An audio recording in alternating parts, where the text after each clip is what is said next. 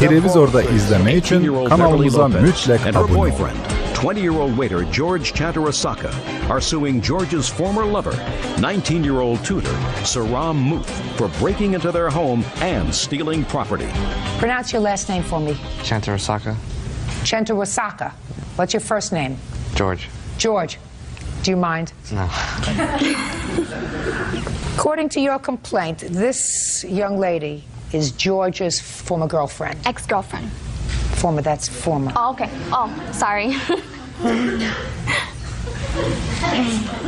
And it is your claim that she broke into the apartment that you now share with George. Yes. Broke the door to your bedroom, vandalized the room, and took some of your property. Your defense is that it's your apartment, and you have the right to go into your apartment because you're on the lease. Yes. And you did take some of her property, but that was a mistake. Yes, I did. But that you gave it back to her. Yes, I did. When did you break up with George? We broke up a week before I left, which was about May 24th. And when did you come back to the apartment on the incident that Miss Lopez is complaining about? A week after June 11th. And when did you move into the apartment, Miss Lopez? I think the last week of May. And you moved in with George? Yes. So now he's your boyfriend? He's been my boyfriend. We broke up for about a month, and that's when he got with her. So you went from her to her, back to her, is that right? Is that what you're telling me? Yes. You must have some secret something, George, and if you do, it's got to be a good secret, because I don't see it. Now, you came back June 18th. Tell me why you came into the apartment. What were you looking for? I came back to the apartment to drop off his wallet because he left it in my cousin's car. And I was there to pick up some of my stuff and take it back to California with me. Little did I know, my door was locked. So out of anger, I broke my door knob. The door that you had that you say was locked, is that a door to a bedroom that you had shared with George? Yes. So it was George's bedroom as well? Yes. Okay, go ahead. So I broke off the doorknob, went in, took my stuff, and I also took her stuff out of anger. And where did you put them when you took them? I actually took it with me to California, but then I realized my stupidity, and I brought it back the next day. You're lying. Just a second, did you get it back? No, I didn't get any of my stuff back. Show me that you brought it back and gave it to her. I have a witness who can't come in because she's a minor. Well, then if you have a witness that I can't question, then you have no witness. You're right, I don't. But I did bring it back. Why would she wait for a month to file a report saying that I stole her stuff? I called you and I told you that I wanted my things Listen, back. Miss Lopez, don't speak to her. Speak to me. Okay. Did you get your property back? No, I didn't. Okay. You have a bill for the replacement of the doorknob? No, I don't. No, I don't know.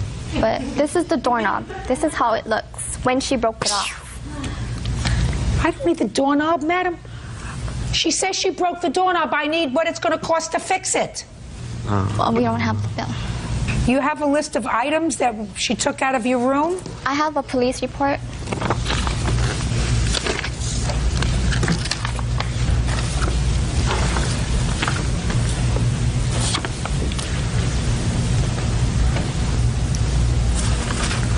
Well, you originally told the police, madam, that all the stuff that was taken was original value and current value were the same, $900. Why are you suing her now for $4,500?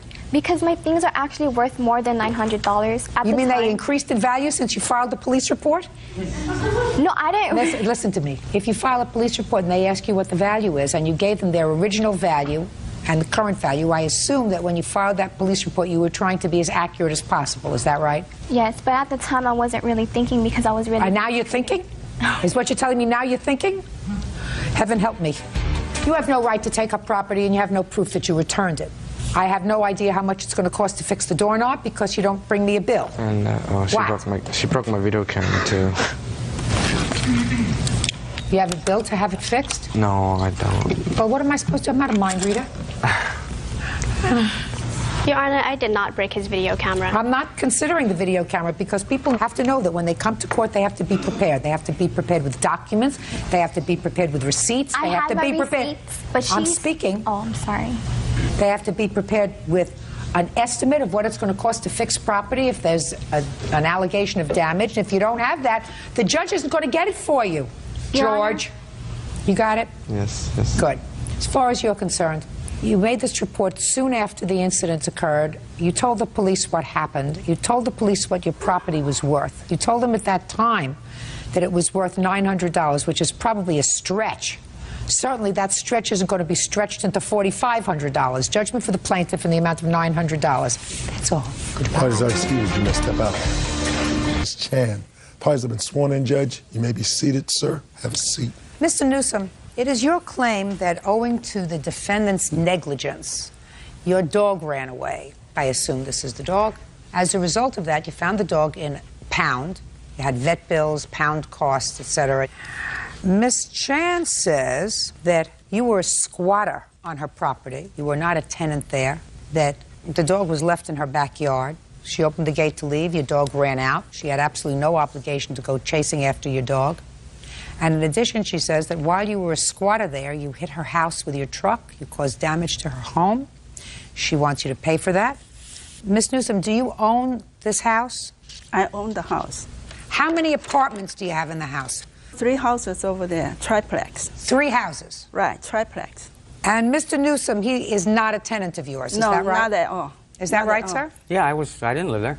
Did you park your truck there at her house? I visited my friend Mario on the weekends because I lived in L.A. at the time, and then I was working in Yorba Linda, so I stayed in Yorba Linda during the week, and I come in town on the weekends and stay with him on the weekends. So you were staying there with your truck? Yes, on weekends. For how long? I don't know, a month and a half or something, I forget now. He was, until Mario moved out. I don't remember, I wasn't paying attention. Well, let's try to pay attention and get specific. What month did you start to come in to visit Mario? It would have been November 2003 through December of 2003. And when did your dog disappear? I guess, from what I understand, it was 4 days before I came to pick him up, which would have been on the 15th of October, I guess. I realized he had disappeared on the 19th when I came to pick him up. You said you stayed there from November of 2003 till December of 2003. That's right. Your dog disappeared in October. That doesn't make sense. That's right, because I wasn't staying there when my dog was being watched there. I went to Oregon to visit a friend and his mother who was dying. When I came back is when I, at that point, started staying there. And he was watching my dog for me while I was gone in Oregon. How long did you leave your dog there? I don't know, I think 10 days it was. What's your name, Mario? Yes, ma'am. Stand up. Mr. Carmona, where was Mr. Newsom staying when he stayed in your house? He would either stay upstairs, sleep on the floor upstairs, or because I had my aunt, my brother, and his girlfriend at the time, he didn't want to be a further inconvenience. So he said just lend him a couple blankets and he'd go ahead and just sleep in his bed of his truck for the night. I'd tell him to go upstairs and sleep in the... And in what month did he come to stay with you? But he didn't live, like you said, he would come over and visit on the weekends, but that started around November, about November. All right. Now, when he left in October, he says he left his dog with you. Did he leave his dog with you? Yes, he asked me if I could keep an eye on his dog while he went to go take care of some business that he had to take care of up in Oregon, I believe it was. So, did you take care of his dog? Yes, he left all the food that he needed. He left it upstairs with me. How did the dog get away? That is a good question. There was an incident where the dog was running around loose prior to Mr. Newsom leaving to Oregon. I had to call him because I couldn't put the dog back on his leash, on his runner. Why not? He wouldn't listen to me. I called Mr. Newsom. He had to drive back an hour. He put him back on the leash, and I informed everybody in my house, don't let him off the runner. He had plenty of rope, plenty of chains so he could run around. So you left him in the backyard? He had a big backyard to run around. You left him in the backyard? Yes, ma'am. Did he come into the house in the evening? No. So you left him in the backyard all the time? Yes. Was this backyard solely for you and the 2 other people on the lease, or was it for a lot of other people? It was a shared backyard. Well, what gives you the right to put the dog in the backyard? None, but I did ask Ms. Chan that I was going to be keeping an eye on the dog. There was a doghouse in the back because there was already a dog When back did there. you ask Ms. Chan if you could Before keep the dog? Mr. Newsom left for Oregon, Did he, I asked her. Ms. Chan? No. Of course not. Yes, I did. No, I don't believe you. Okay. Don't believe you, sir. No. If you had a dog that you couldn't control and there were other tenants using that backyard, it is unlikely that a landlord whose insurance is responsible would say, sure, keep a dog that's uncontrollable in the backyard so my other tenants are going to have trouble. Unlikely. Ma'am. All right. Do you know how the dog got away? No, ma'am. All I know is when I left to work that morning, the dog was on the leash. When I came home, It wasn't on the leash. I spoke to Ms. Chan, asked what happened. And what did she say? She said she had opened up the gate to give both dogs because the other Dostlar, tenants video that lived burada on the dayandı. property Çünkü had a siz hele pit bull kanalımıza that, abone if Ms. olmamışsınız. Chan may remember Kanalımıza correctly, the abone first day olan that I kimi went over there to video look at the yeniden apartment, devam Just edecek. do me a Nöbeti favor. isteni Just tell me izlemek what için happened with your kanalımıza I abone asked olun. what happened to the dog. And she said That she let the dogs out to play, and she opened up the gate so they could run around, and they never came back. What happened, Miss Chan? No, because I went out. I park in my car in the backyard. When I go out, I go to get my car and I gotta go. So I opened my gate, I went, and the dog went too. They both went together. One is female, one's male. So they were not on a leash? No. They were not on the all. lead? No. Okay. Not at all. And you didn't go after them? No. Right. I wouldn't go after them. It's not my dog. Why should I go after them? Absolutely right. What else do you want to tell me? I would like to tell you that Mrs. Chan was totally comfortable with my dog being there. And once I come back from Oregon and found my dog, took him to the vet, took care of all that, and I still continued to come on weekends and visit. She had no problem with me helping her property. Her property was in a pretty bad state of... What does that have to do with your dog? It's got to do with the fact that she was comfortable with me being there when I was helping her out on her property. She was, before her denying that my dog was allowed to be there, she had no problem with my dog being there. Just a second. You're not following, sir. She has no duty to run after your dog. But she has the duty, if she says it's okay for my dog to be in that yard, to allow it to be there while it's there. Listen to me, sir. She has no duty to run after your dog. You're right. Unless she let him off his leash.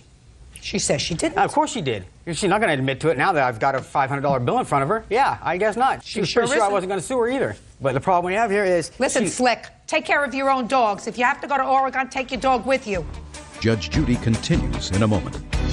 Madam, I can't tell what happened with this house. The house looks like it's in deplorable condition. The whole property is. That's why Listen to me. I'm speaking. I don't need you to help me. You're right. And later today, he was incarcerated for 2 years. Then he became uncontrollable again, and he was getting physical with me, pushing me around, and he was getting really out of hand.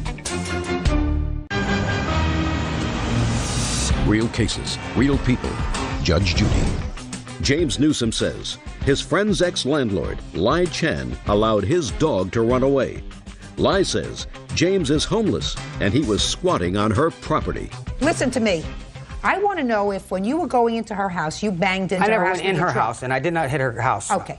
When do you say he hit your house with his truck? During the time he stayed in my backyard, and at night, because it's dark, he said he can't see it. He hit it, and the next morning I asked him to... What date? I don't have the date. Well, why did you wait so long? Because he's homeless. Because I don't know where he is. No, it's because she countered her suit after she received mine. Of course. Probably true. I went over there the other day after I found out she was suing me and took pictures of the only place you could possibly hit her house. And the house doesn't show that, I mean, the house is just in bad shape altogether, but I don't know how you could say if I hit it or I didn't hit it. I mean, it's just in bad shape. Although I did re-roof one of her houses that I have another suit against her for because she refused to pay for that. And I have pictures of the fact that the house she lives in has got a roof blowing off and a house next to it that's hers, I did the roof on, and I have not been paid for that. What? This is an estimate. Madam, I can't tell what happened with this house. The house looks like it's in deplorable condition. The whole property is. That's why he listen to me. I'm speaking. I don't need you to help me. You're right. The house is in deplorable condition. I can't tell what he hit and what he didn't. He just said he didn't hit your house. You're not responsible for his dog. He's not responsible for your house. Mr. You know what? Mario moved out? Yeah, Mario gone. moved out? Gone. Good. Goodbye. Have a happy life. And I knew you'd do that. That's all right, though. Good. That's all right. Excuse. Step out, please. You're exactly what I thought you'd be. Come on, Hood. Let's go. That's why I should never come to this court. I knew she'd do that. All I know is he wasn't there when I came back from Oregon, and nobody told me nothing. He lied in the court. He's been staying there for at least 4 or 5 months. I came in, I asked Mario. He just pointed and said, go talk to Miss Chan. He didn't want to tell me a word. I tell him, that's your responsibility. Don't put me on. I went and talked to her. She goes, I don't know nothing. I know nothing. I don't want to help nobody no more. Once enough. And they put me on the court? No. And now the next case. All parties in the matter of Hammond versus Hemstreet. Step forward. 16-year-old Robert Hammond III and his dad, Robert Jr., are suing Robert's mother, property manager Carolyn Hemstreet, for taking back a truck she gave to Robert for his 16th birthday. Carolyn claims the vehicle was never a gift. Mr. Hammond, this is your former wife and your son that two of you share. According to what I read in your complaint, since your divorce, your son has spent time with both his mother and with you. Yes, that's correct, Your Honor. And sometime last year, when your son was living with his mother, he turned 16, according to your son, his mother gave him a truck. Is that right, sir? Yeah, that was actually earlier this year. Oh. That is right, Your Honor. When did you turn 16? June 20th of 2004. And when did your mother give you the truck? Well, I started driving the truck when I was about 15 and a half. When I got my driver's permit, she started letting me drive it with her and then with other adults just to learn how to drive the vehicle. She basically physically gave me the truck. On my 16th birthday, she was like, oh, happy birthday. This is your truck. Do what you want with it. And that was June 20th of 2004. That's correct. When did you go to live with your father? I moved in with my father September 4th of 2004. Now, from June 20th, 2004 until September 4th, 2004, when you lived with your mom, did you drive the truck every day? Yes.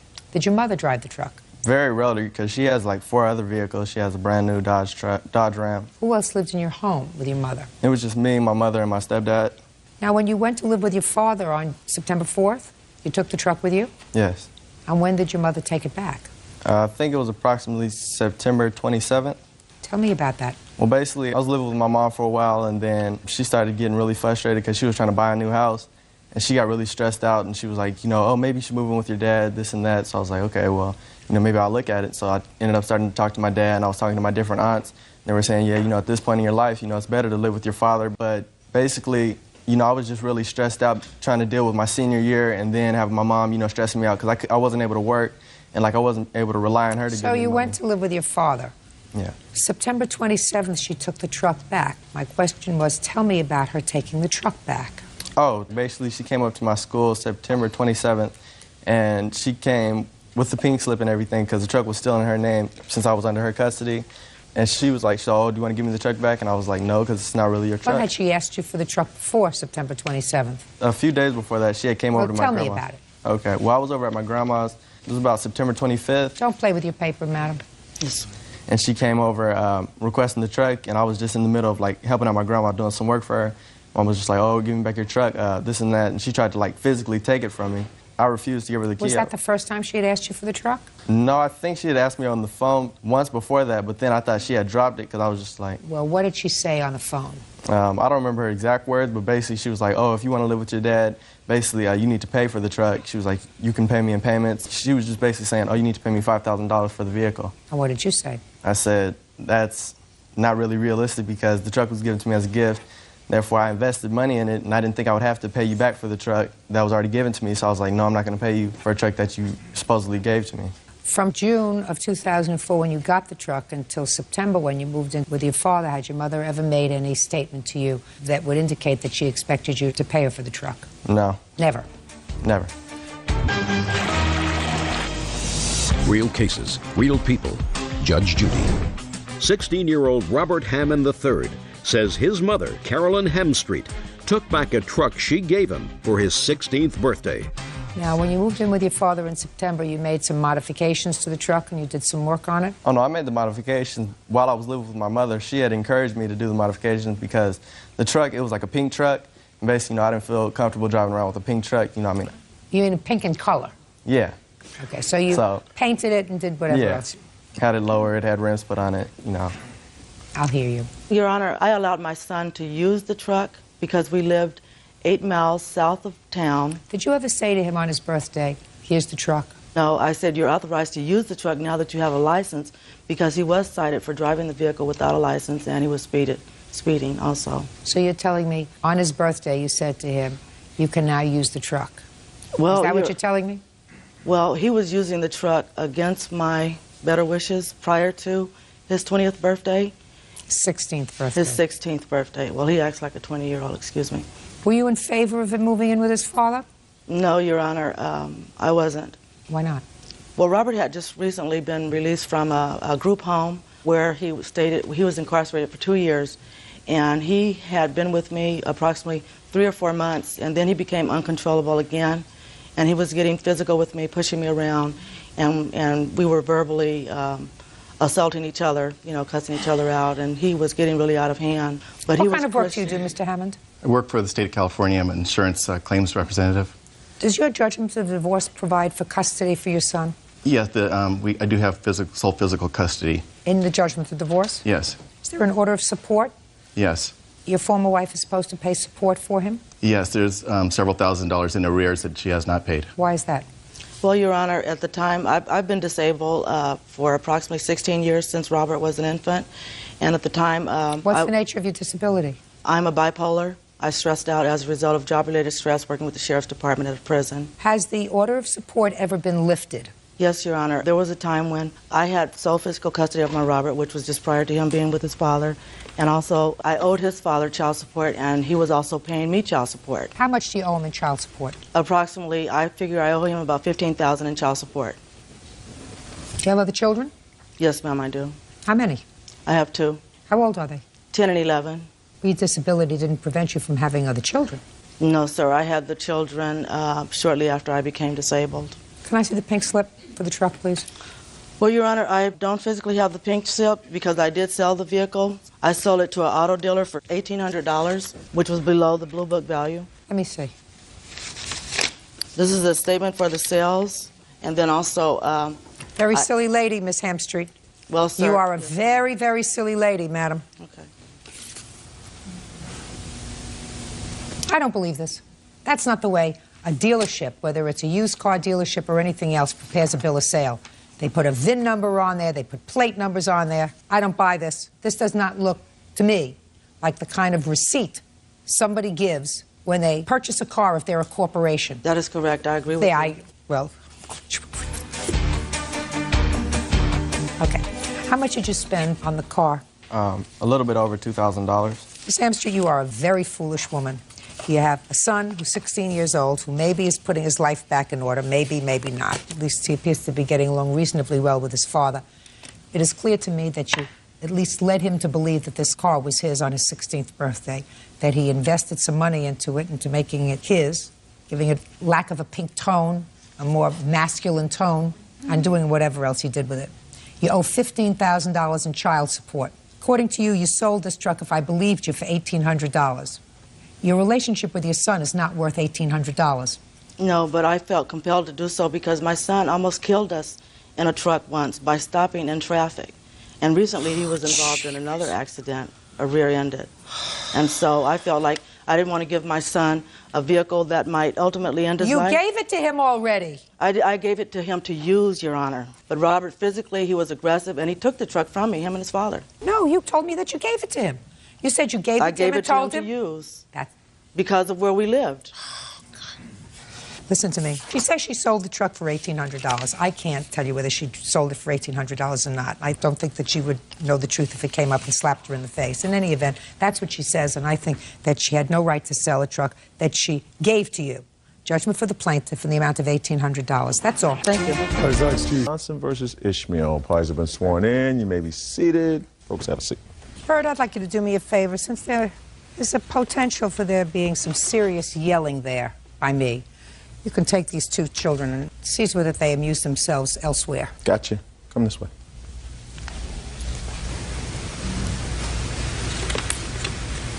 Miss Johnson, according to the complaint that I've read, you rented a house. An apartment unit. Or an apartment unit in a little complex. Yes. Where the defendant also lived. Yes. The owner of that apartment unit is her mother. Yes. You, according to you, have the right to use the driveway because the driveway can only accommodate 1 car, and if a second car is pulled behind your car, you can't get out. Yes. So far, is that right? Yes. That the unit is rented to the plaintiff. She has the right to use the driveway. I don't know what agreement they had. Do you have an agreement? Yes, I do have I'd like an agreement. to see it, please. That the agreement, the landlord gave her a copy of this. She has a I'd copy like to of see that. it, please.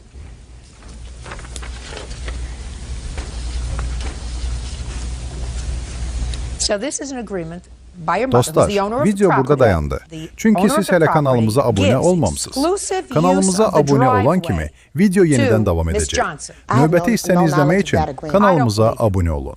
In any event, you are bound by it. Okay, can I ask you a question? If I don't know anything about it, how am I bound by it? Because I have no copy of that, no knowledge. Listen to me. I find that you knew that you were not supposed to use the driveway. The drive... Don't speak. Okay. Just listen. Okay. I find that because even in your answer to her complaint, you say, I only left my car there for a minute while I was dropping off groceries. So you knew very well, because unless you don't speak to your mother, correct, And if you didn't speak to your mother, she wouldn't let you live there. So I find that you knew exactly what is contained in this letter of agreement. You can say no from today till tomorrow. My job is to figure out who's telling the truth. And you don't want me to label you a liar before we even start, right? Right. But good. So I suggest you keep your mouth shut until I get to you. No problem. Were those your children? Correct. Which is why I put them out. According to your complaint, there have been ongoing problems with the defendant with regard to parking behind your car. Yes. When did they start? It started in April of this year. What happened this year that made this problem occur? Well, when the contract was originally written in December, Adrian at the time was not included nor excluded because at the time she lived in the front house. She didn't have a car at the time, but when she had a car years ago, she parked her car in front of the house. So April 2005, she pulled her car up behind me and blocked me, and I have pictures. When did she get a car? I didn't even know that was her car. When I called her mother and said I'm blocked in, and she asked me to describe the car, she said, oh, that's Adrian's car. So I saw that same car parked on the curb, like in the street.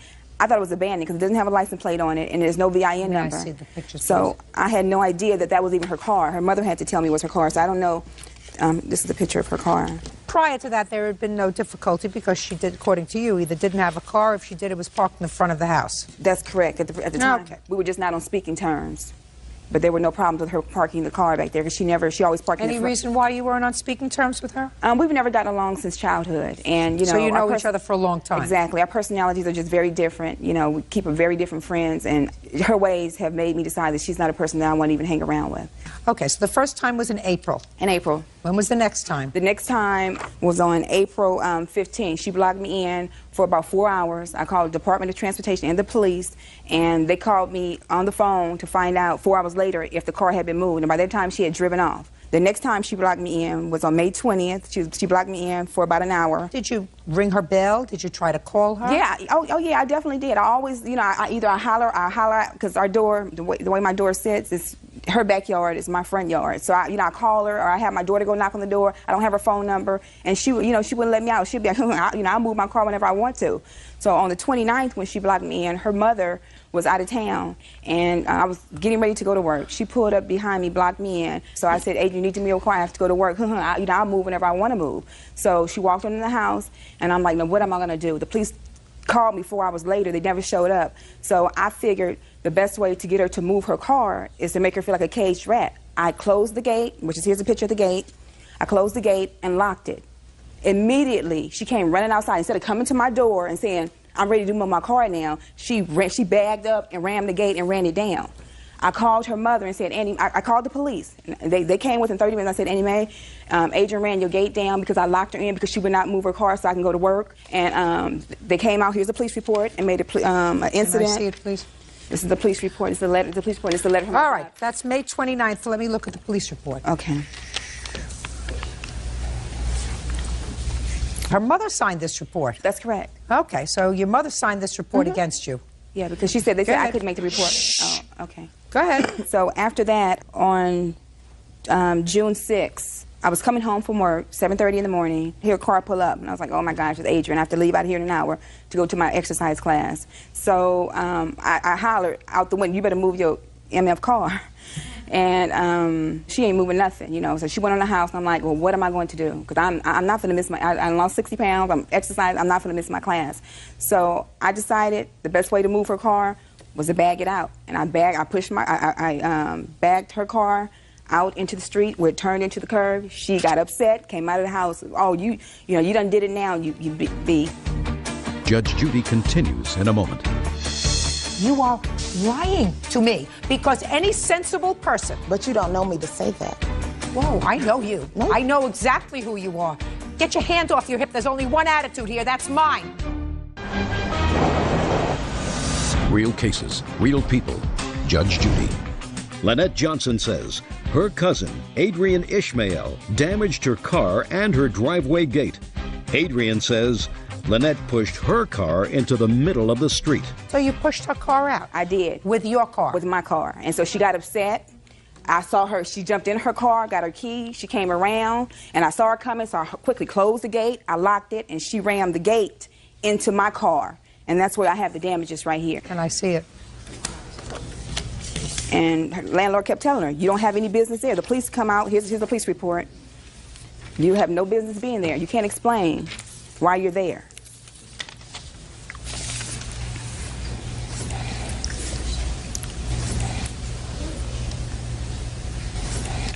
Okay, now I'll hear you. Okay, first of all, that's a total lie. Let's start with 2 days that I'm interested in. Okay. The first one is May 29th, when your mother signed a police complaint against you. I agree. I admitted to the vandalism. I did do that. Okay. Why did you park your car behind her car, fully knowing that you were really rendering her unable to move because your car was there? Because that's not the truth. First of all, can I explain my story? I usually do park in the front of my house. I was getting my house painted. The painters messed up my front door. I couldn't gain access to my house through the front anymore. So I had to go through the back door to gain access to the house. That's the only reason I was parking in the driveway. Just a second. Let me understand this, Miss Ishmael. Because the painters were working on your house and you had to use the back door, you couldn't park in the front and walk to the back. You had to drive. I'm speaking. You had to drive your car there. How far is it from the front door to the back door? But that day was right before a holiday, and I had bought a lot of groceries. I mean, a whole lot, because I was having a barbecue the next day. And the only thing I was parking in the driveway for was to unload the groceries into the house. And that was the day I rammed the gate. And Lynette is not being... Just a second. Now let's get to June 6th. Okay. There was no holiday, no barbecue. Right. So what were you doing parking behind her car again?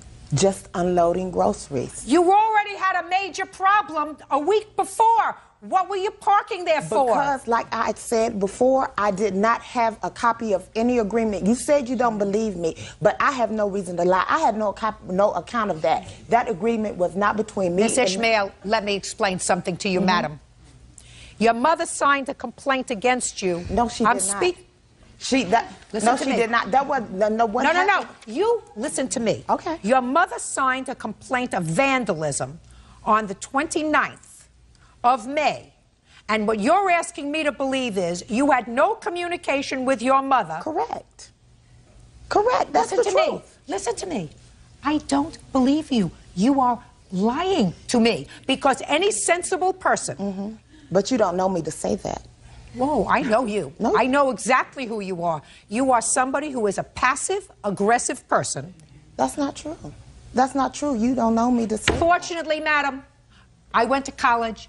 I went to law school. I passed the bar. I was appointed a judge 3 times. That's great. So I'm the only one that gets to make the decisions. When you're sitting here, you can make the decision. So I decided that when common sense suggests to me that somebody is lying, I'm willing to go with common sense. And common sense indicates to me that when you're living in a house and you know that only one car can gain egress or ingress from one space, and you choose time after time after time to block this lady's car in, that you have a passive, aggressive personality. But and if you are, I'm speaking. Okay. And if you are living at a premises that's owned by your mother, who happens to have your last name, and your mother is privy to an agreement between this lady and other tenants, that unless you and your mother, you're living on Saturn and your mother is living on Pluto, then your mother said to you, don't park in the driveway. Not to unload groceries, not to unload your kids, not to unload your temper, not to unload your temper. She didn't say I that. don't believe you. Can I see the estimates now? That's why I'm saying you're not giving me a right to prove my case. That's unfair. This is not fair. Life, madam, I want you to understand something. Life sometimes is not fair. Go ahead. She parked my car in the middle of the street and endangering the lives of You're absolutely right. She had no right to push your car into the street. Now I want you to show me what damage was caused to your car as a result of being pushed into the streets and the estimates for its repair. There was no damage because I got my car out the middle of the street. Right. There was no damage. I'm not claiming damage. All I'm saying is that what she's accusing me of is not true because you have not given me a chance to state my case. You have not given me the equal time to... Listen to me, madam. My time is more valuable than your baloney. What you did time after time was to block this lady's car in, and I can imagine the frustration. Everybody who drives a car who's been in a situation where they've parked a car and somebody blocks them in and says, I'm just going in for a pack of cigarettes, I'm just going in to pick up a quart of milk, I'll be out. And they say, come on, could you move your car? Get your hand off your hip. There's only one attitude here. That's mine. I don't have an attitude. So I'm saying that because my back is hurting, ma'am. Well, that's too bad. Try to keep your back in check until this case is over. That's good. Very good. And maybe it hurt from carrying all those groceries. Listen to me. Everybody who's driven a car knows what it's like when somebody behaves disrespectfully with no clue as to other people's time. That's you. Maybe if you had some more to do, you would think about other... True. Who do you work for? I'm a chef at a fish market. How many days? I'm speaking. How many days a week do you work? I work 6 days a week. Did you file tax returns this year? Yes, I did. How much did you earn on your tax returns that you filed in April? $14,000. You know, you're making it up as you're going along. Okay. Judgment for the plaintiff, the amount of $827. That's all. That's to fix your car. That's Judy. That's it. What about the days when That's it. Parties are excused. You may step out. Misery Love Company, and she's very upset that she couldn't put me into the sandbox. This didn't just start. Since she was a child, she's been crazy. She's a jealous, envious person. You tried living in front of a psycho. Anthony Perkins, watch out. It's a new psycho in town. I'm very happy. Thank you, Judge Judy. And now the next case. All parties in the matter of Childress versus Reese. Step forward. 26-year-old Ciara Childress is suing her ex-boyfriend, Casey Reese, for kicking her car. Casey claims Ciara punched him in the mouth. Miss Childress, Mr. Reese and you have a child together, but you are no longer in a relationship. According to your complaint, Mr. Reese vandalized your car by kicking it. Mr. Reese does not deny that he kicked your car, and he said he kicked your car instead of kicking you. Close. Exactly. So, when did this incident occur? It was on May 2nd. Where? In front of his, he has 2 other kids. It was in front of his kid's mother's house. So you went there? Yes. Had you told him you were coming? Yes. When? About maybe 15 minutes earlier, I was coming to get a cell phone from him. What happened when you got there? He came outside, and we were arguing. We had been arguing. Why were you arguing? Just different things. You want to tell me? Yeah, I can tell you exactly what happened. Ciara came over to get the phone. Why did you have her phone? Actually, it's my phone, but you know, she does pay the bill. Just a minute. Why does she pay the bill? Oh, for her to keep in touch with. Why do you want to keep in touch with him? Because of my son, but I don't do that anymore. Okay. So you're coming to get the phone and you were annoyed. Right. Because basically... Keep going. He doesn't do anything. I was bothered. I was trying to get my child Dostlar, support, different video issues burada dayandı. that I, Çünkü siz you hele know, not kanalımıza consistent, abone olmamışsınız. with getting my child Kanalımıza support. abone olan He kimi had video yeniden disrespected devam me. edecek. I Nöbeti think at isten that izleme time için he was speaking with kanalımıza somebody on the abone olun. phone in front of me on my phone, and I had hit him. He hit me back. You mean on this date? Yes. On May 2nd, you hit him? Yes. And he hit me back. No, I hit your car. He hit me back.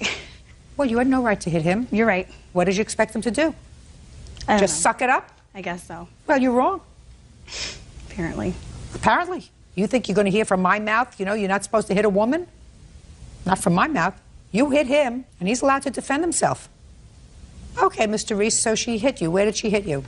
In the face. And what did you do? See, what happened was when she hit me, she raised up the window, so I kicked the car. We were outside.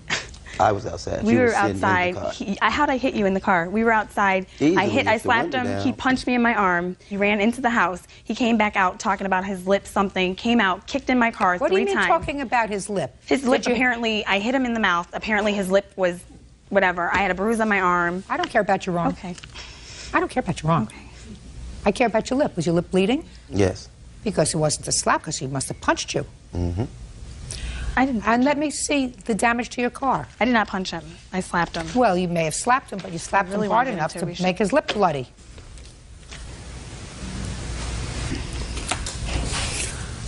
That's a good one. Yeah. Where were you when he kicked the car? I was inside my vehicle calling the police. Why were you calling the police if you assaulted him? He punched me back. Does that make 2 wrongs make a right? He punched me back and kicked in my vehicle. But this makes me feel better. You have no right to put your hands on somebody else. And if by putting your hands on Mr. Reese, his reaction was to kick your car, which is really what you're saying, right? After he punched me. And I'm telling you, A, I don't believe he punched you, and B, if he did, you took a picture of your car, not your bruised arm. So evidently this was more important to you than your bruised arm. Actually, it wasn't, because I went and got a restraining order the next day against him, so it couldn't have been. Well, I want to tell you something. I wouldn't have given you a restraining order. Related. If I were the judge sitting there, I wouldn't have given you a restraining order. I would have showed you the door. You started it. You started it. You started the problem. First, you wanted to control him by giving him a cell phone so you could keep in touch with him over your son, which is a lot of baloney. And second, you put your hands on him because you went over there, and you went over there annoyed. You went over there looking for a fight. You got a fight, and you ended up with a dented car. Pay for it. Your case is dismissed. That's all.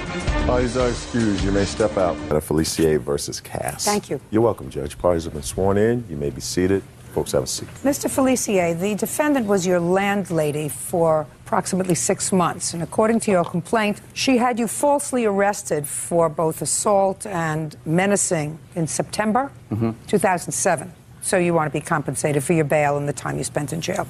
Ms. Cass says that you were, in fact, high on drugs, that she had every right to call the police because you behaved in a threatening manner, which she will describe to me. Describe this arrangement. Was it a house, an apartment building?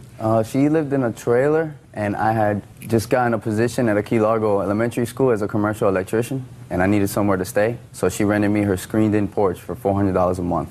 On what date did you move into Miss Cass's screened-in porch? Around January of 07. How did you find the screened-in porch? She had an ad in the paper for $400 a month. What did the ad say, if you remember? I think it said room for rent, $400. Did it have a bathroom? I had privileges to the kitchen and the bathroom inside the trailer, so I would sleep outside in the screened-in porch, and whenever I needed to use the utilities, I would go inside, no problem. And there was one bathroom in the trailer? Yes, there was. Who else lived in the trailer? Her by herself and her 3 dogs. How do you support yourself, Miss Cass? I have a pet sitting business called Precious Care Pet Sitting. You mean you take care of them in your trailer? No, I go to people's houses when they go out of town and take care of their pets. That pays the bills? Well, once in a while I had to add a roommate to help, but during the summertime it's slow, so I needed a roommate to help pay the bills. So why don't you tell me, Miss Cass, how it came about that you had the plaintiff arrested? Okay, Friday he came home and he was really happy that he didn't use any cocaine because he was starting a new job on Tuesday. Let's start again.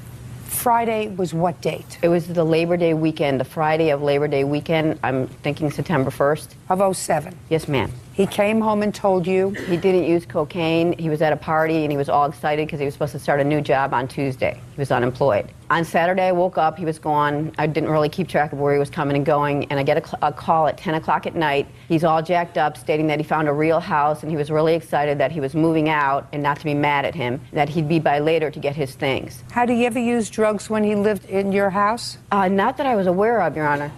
Okay. Did he come by that day? Yes, ma'am. He came by at 3 o'clock in the morning. He was all wild-eyed and all hyper, and he kept saying, "Don't be mad at me, Mommy. Don't be mad at me, Mommy." But I got a real house with a bathroom, and he was all excited. And I said, "No problem. I don't mind." And I asked if he did use drugs, and he admitted it. And I also have it in the deposition that he took that he admitted it. And in the what deposition, this case was originally a civil case. So 3 months ago, he took a deposition and admitted that he did admit to me that he did cocaine. I'd like to see it. Yes, ma'am. And I also have his police report, his background, that he's been arrested for cocaine and trespassing I'd charges. like to see the deposition first.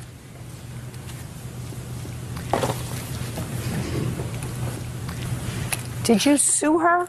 Yes, I filed a suit for restitution, punitive damages, wage lost. I was in jail during my birthday. She put me in jail during my birthday. And what happened with that case? I turned it into a small claims because we couldn't come to a resolution in the civil. Your Honor, his lawyers walked out in the middle of the deposition and made a motion to withdraw. The lawyers withdrew from representing you? Yes. May I add, because her lawyer was filing motions and injunctions and just making the whole thing harder than it really was. What did you expect her to do, roll over? Well, that's true, you know. But I just wanted her to admit that what she did was a lie. Were you using drugs that night in September, sir? No, not that night. Maybe the night that I left. The night that you left? The night that I left, yeah. Yes. But when I came to the property to get my property, no. That night, the night that you left, were you using drugs? Yes. What kind? Coke and marijuana. Where'd you get it from? One of her social friends. One of her friends? One of her known friends. I didn't know him. It wasn't my friend. I knew him through her because I didn't know nobody. I just got in town to work. He knew from an old roommate. Okay, so the night that you left, you came home 3 o'clock in the morning to get your stuff. Where were you going to live? At where they offered me another place. They offered you another apartment. Who's they? Her mutual friend, Augusta. So she offered you what kind of a place to live? A room, indoors. And you decided to take that? Well, I decided to give her a notice that I was planning to move. Okay, so you called her at 10 o'clock. So look, they offered me this place. I think I'm gonna plan to move. And then you came home at 3 o'clock. To get his stuff. That's what you said to me. You came home at 3 o'clock in the morning. Well, when did you come home? You called her? At night, that 10 o'clock that she's talking about. That's when she had all my stuff in the porch. No, first you had to call her, sir. Otherwise, she wouldn't have known that you were moving, right? Right. So first you called her. Yeah, I called her and told her I was planning to move. But then later on, at 3 o'clock you're talking about, I came maybe to get a toothbrush or something. But it wasn't to get my stuff and leave. He came to get... Okay. Shh. I don't know whether it is or whether it isn't. Whether he came to get his stuff or he came to get his toothbrush. Whatever it was. He was high. He came home to get his toothbrush. You had already packed up all of his things when he called you at 10 o'clock, you said, and put his stuff on the porch. The next day, Your Honor. The next night. What happened when he came home at 3 o'clock? When he came home at 3 o'clock on Saturday night, he was just all wired and telling me not to be sorry, and he went in the bathroom and cleared all his personal items out, told me he was getting some of his clothes and he'd be back Sunday to get the rest of his stuff. Fine. And then what did you do? I just went back to sleep, and then Sunday, Augusta came over crying at 12 o'clock, begging me to take him back. He did? The girl that he moved in with. Planning to move in with. So you didn't move in with her? No, I planned to move. What happened with Augusta? Well, when I told her that I was planning to move, and then I went back to get my toothbrush or bathroom belongings, like she said, she had my things on the porch. What happened with the other girl? So when I went to get to the property, she called the cops. The cops came. They said, you can't do that to him. He has tenants' rights. You have to go through the eviction process. So you have to they go told me the for process. the night. They told me for the night, see if you can go somewhere, let the heat cool down. All right, no problem. I go to Augusta's house. And she followed. Just a second. When you went to Augusta's house, were you high? No. When did you get high? Probably the night before, because I was there maybe 2 nights. Go ahead. And then they told me to go somewhere for the night. I said, all right, I think I'm going to go to the lady that offered me the place. So I go to Augusta's, hey, look, this lady's causing me some drama over there. Can I spend the night over here? She followed me to that house after she wrote on the police report that she was terrified for her life. Even the police officer told me himself, hey, if she's so scared, why she followed you? Lies, more lies than false, whatever she did. So when she showed up at Augusta's house, she said, this lady's over here causing you problems, stirring up trouble. I can't deal with this. So I went back to her property, spend the night, no problem. Morning came. Even though the police told you not to go? Yeah, they told me if that doesn't work out, though, you have no choice. Come back, no problem. They didn't tell that to you at all? Real cases, real people. Judge Judy. Edgar Felicia says his former landlord, Karen Cass, owes for falsely charging him with assault and battery.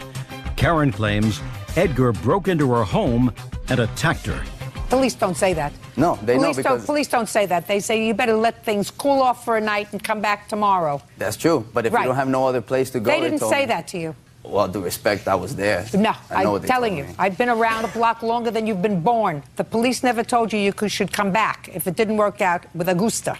They told me to find somewhere else to stay for the night. That's right. That's what they told you. And if that didn't go well, to come back, okay, no problem. Oh. So I come back, and I sleep. I'm just telling you what they told me. I mean, you know what I mean? So I go to sleep, and I wake up the next morning late to work. I got fired because there's drama with her. I go to Publix to get me a little Aunt Jemima breakfast. And right when I'm coming into the trailer to open the door, she had it with the chain. Boom. That's when I started recording, which I have here the recording what she's talking about that I came in the house. And the whole recording shows I didn't even get through that door. How did you record that? On my camera phone. I had a camcorder on my phone. I said that was the only option I had. I had no witnesses around me. I already seen where this was going to go. So why did you go back there? What, that morning? Yeah. Because that's where I lived.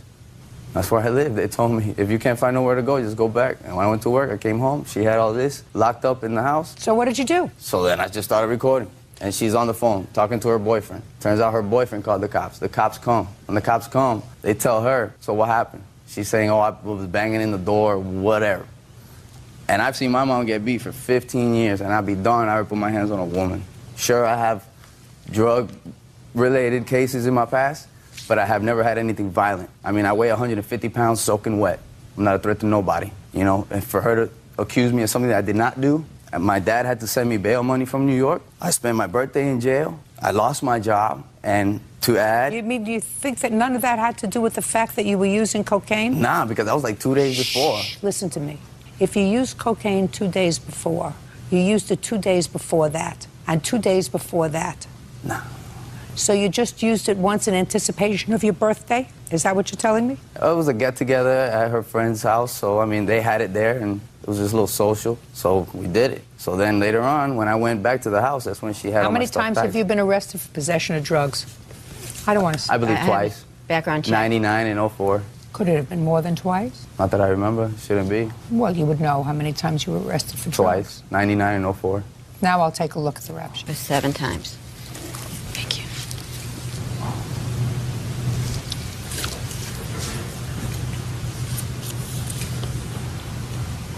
Well, here's the 99 possession. They stop you on traffic violations, right? Like tickets? Yeah.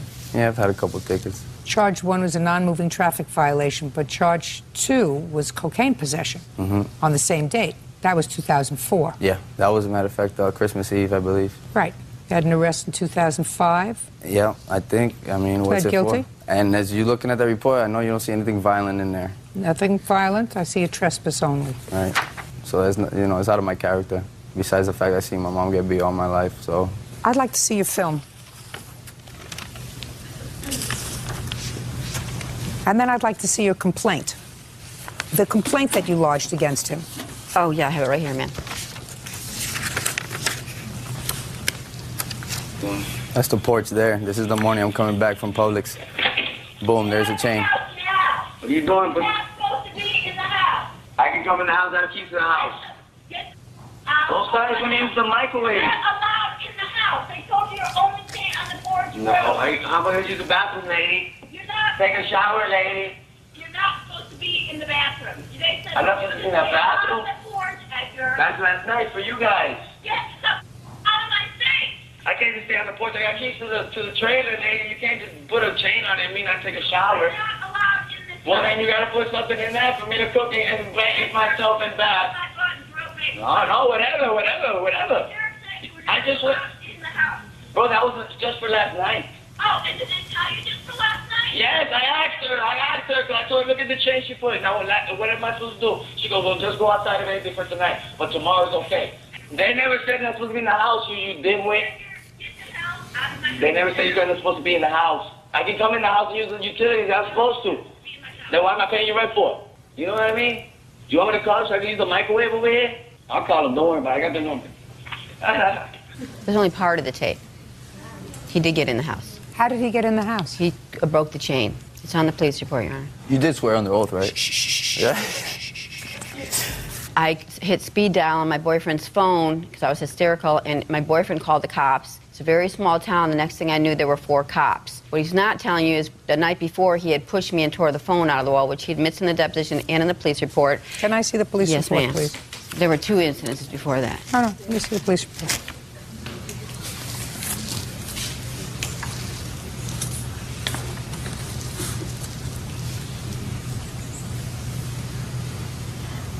Would you please, I must be missing it. Would you give this back to Ms. Cass? Would you please show me where he admits that he pulled the phone out of the wall? Yeah, it's in the just show me. You say that in the police report he admitted that he tore the phone out of the wall. Show me in the police report where he admits tearing the phone out of the wall. That would be a violent act, would it not, Mr. Felice?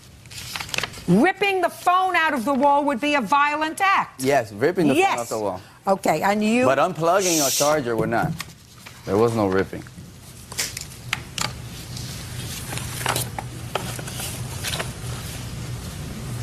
Unplugged. Shh. Well, whether you pulled the phone out of the wall, sir, or you pulled the charger out of the wall so that she could not get to the police is irrelevant. Either way, your purpose was to prevent her from calling the police. My purpose? Well, they came over that night. Your purpose was to prevent her from calling the police. Otherwise, would you kindly tell me what was the reason that you pulled the charger out of the wall? Were you trying to Made pancakes? No, I was trying to give her a second to think about what she was doing. You were trying to prevent her from calling the police. To make a false report, yes. Because everything she did after that was false. She said I tried to kick in the door. She said I cornered it in the room. I mean... It's over. You're not going to win the lottery here. Nah. It's finished. I'm not looking for the lottery. It's finished. First of all, you are not allowed to rent the porch on your trailer. It is an illegal thing that you're doing. Do you understand that? Yes, sir. Do you understand that? And you can't take money from him and then decide that he's too much trouble. Too much trouble right in the middle of his month. Because he paid you by the month or by the week? He paid me by the week, and he was advertised as a roommate. If he's a roommate, then he has kitchen privileges. Correct, but that night the police said to stay out of the house until I went to the state's attorney's office the next day, which I got. No, they gave him a cooling off night. That's what they do. They give him a cooling off night. The police do not have the power to evict him. They have the power to say to somebody when they get a call of alleged domestic violence, look, I don't see anything terrible going on here. Go take a walk. Cool off tonight. Things will look better in the morning. That's what the police will do. You do not have the right, after taking money from him, to lock him out. When you say he's a roommate, you didn't even... Ma'am, there's no locks on the door. He was never locked out. Well, he was locked out because there was a chain on the door. That's my house, but they told me until we go to the state's attorney's office in the morning, I have an injunction, a restraining order. They said till I go to the state's attorney's office at 9 in the morning, he's not allowed. Are you telling me that you got a restraining order between the time he left the night before and the time he came back in the morning? Of course not. You didn't. It's over. Move on with it. You did, in fact, commit a violent act. You prevented her from calling the police, which is what she wanted to do because she felt threatened. And you prevented her from calling the police by pulling her phone charger. Evidently, she doesn't have a phone that actually plugs in. She uses a portable phone that's charged into the wall. It's over. Forget about it. Finished. Both of you. Now that it's in my hands, you've filed a civil case. You had a lawyer. You had a lawyer. You all both spent all kinds of money. Finished. It's over. Forget it. That's what I've been... I mean, this has been a year and something. It's been a year. Your case is dismissed. It's been a year. $4,000 in attorney fees. I don't care. It's over. Finished. You both behaved inappropriately. He did and you did, because there was probably a little bit of what he said that was true. That you wanted him out, that you exaggerated a little bit once it became testy. There's no question in my mind, Ms. Cass, that that's what you did. But he provoked it. He can't come home high on cocaine. He doesn't even know what he's doing if he's high on cocaine. Do you understand, sir? Goodbye. I wasn't high when I came home. Parties are excused. You may step out. Thank you. You're welcome, Judge. Parties have been sworn in. You may be seated. Ma'am, have a seat. Ms. Holderbaum, Mr. Gutierrez is the cousin of your ex-husband. Yes, ma'am. And at some point, I don't know whether you were still married to your husband at the time. I assume you were. Is that right? Yes, I was. You co-signed a car loan, a lease, for Mr. Gutierrez. Yes, I did, Your Honor. And then something happened. You took the car back. And it ended up costing you a bundle for the lease. You want Mr. Gutierrez to be responsible. Mr. Gutierrez says, because of the way this all came down, it's your problem.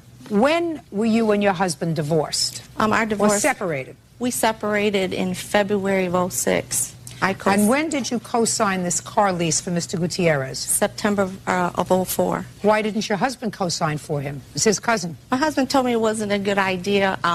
I basically looked at it as he was a young man, a hard worker. Your husband, who was his cousin, known him his whole life, said to you, "Don't do it, Shelley. It's not a good idea." And you want to know something? I would have told you the same thing. I know, Your Honor. Okay. So you co-signed this car lease for him. What kind of car did he lease? Ford Expedition. What did he need a Ford Expedition for? For him and his family. How large is your family? I have my wife and one son. You could drive a smart car with your wife and one son. What'd you need a Ford Expedition for? Well, first of all, when they came out, I would like to have a Ford Expedition. I would like to be 5'6". It didn't happen to me. The thing is, sometimes I take my trucks to work, and I need more seats because I got like sometimes 3 to 4 helpers. What happened to the truck that she co-signed for you? Well, I had an accident. Tell me about the accident. Well, in Detroit, Michigan, where we live, it snows. Just tell me it was in the snow. Yeah, it was snow. What did you hit? I hit a post on the sidewalk. A post? Yeah. Post wasn't moving, right? No. So what happened to the car? It didn't start back. So I called Shelly and told her what happened that day. And she just told me, I got to call the police to make the report. So she was going to call the insurance and she will call me back. What happened, Shelly? Well, he hit a light pole, you know, no fault. He called me. I told him, as long as you're not hurt, nobody's not hurt, that's great. Even though I co-signed, I carried the insurance on the vehicle because I was afraid. If he didn't make a payment, I would find out about that in 30 days. If he didn't pay the insurance when something like this happened, I would have been up.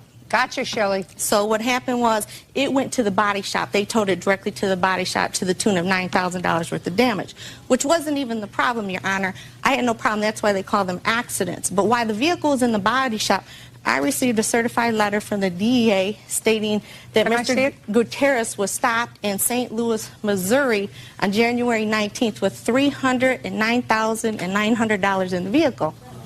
That's why he couldn't have the truck back.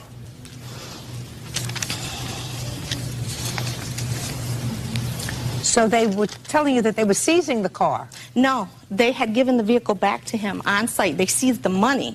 They gave the vehicle back and released him. What was $309,900 doing in your Ford Expedition? I don't know. Hidden in panels. It was just not in a duffel bag, Your Honor. It was hidden in compartments in the vehicle. So they basically ripped the truck apart, the whole interior, like plastic parts in the thing. The front console was ripped apart. Well, when I received that letter, Ford Motor Credit received the same letter. Just a second. How many cars have you owned in your life? Give me an approximate number. 8. I can't believe you're so much younger than I am. Probably owned 30 cars in my life. Aside from an occasional quarter that you may find, you know, when you're cleaning out your car. What would you do if you found $309,900 stashed in your car in various compartments? Would you have thought that the Tooth Fairy really existed? Mr. Gutierrez, did you really like this truck? You said you really wanted this truck, right? Right. And you used it for your family? Yes. And you used it for your work?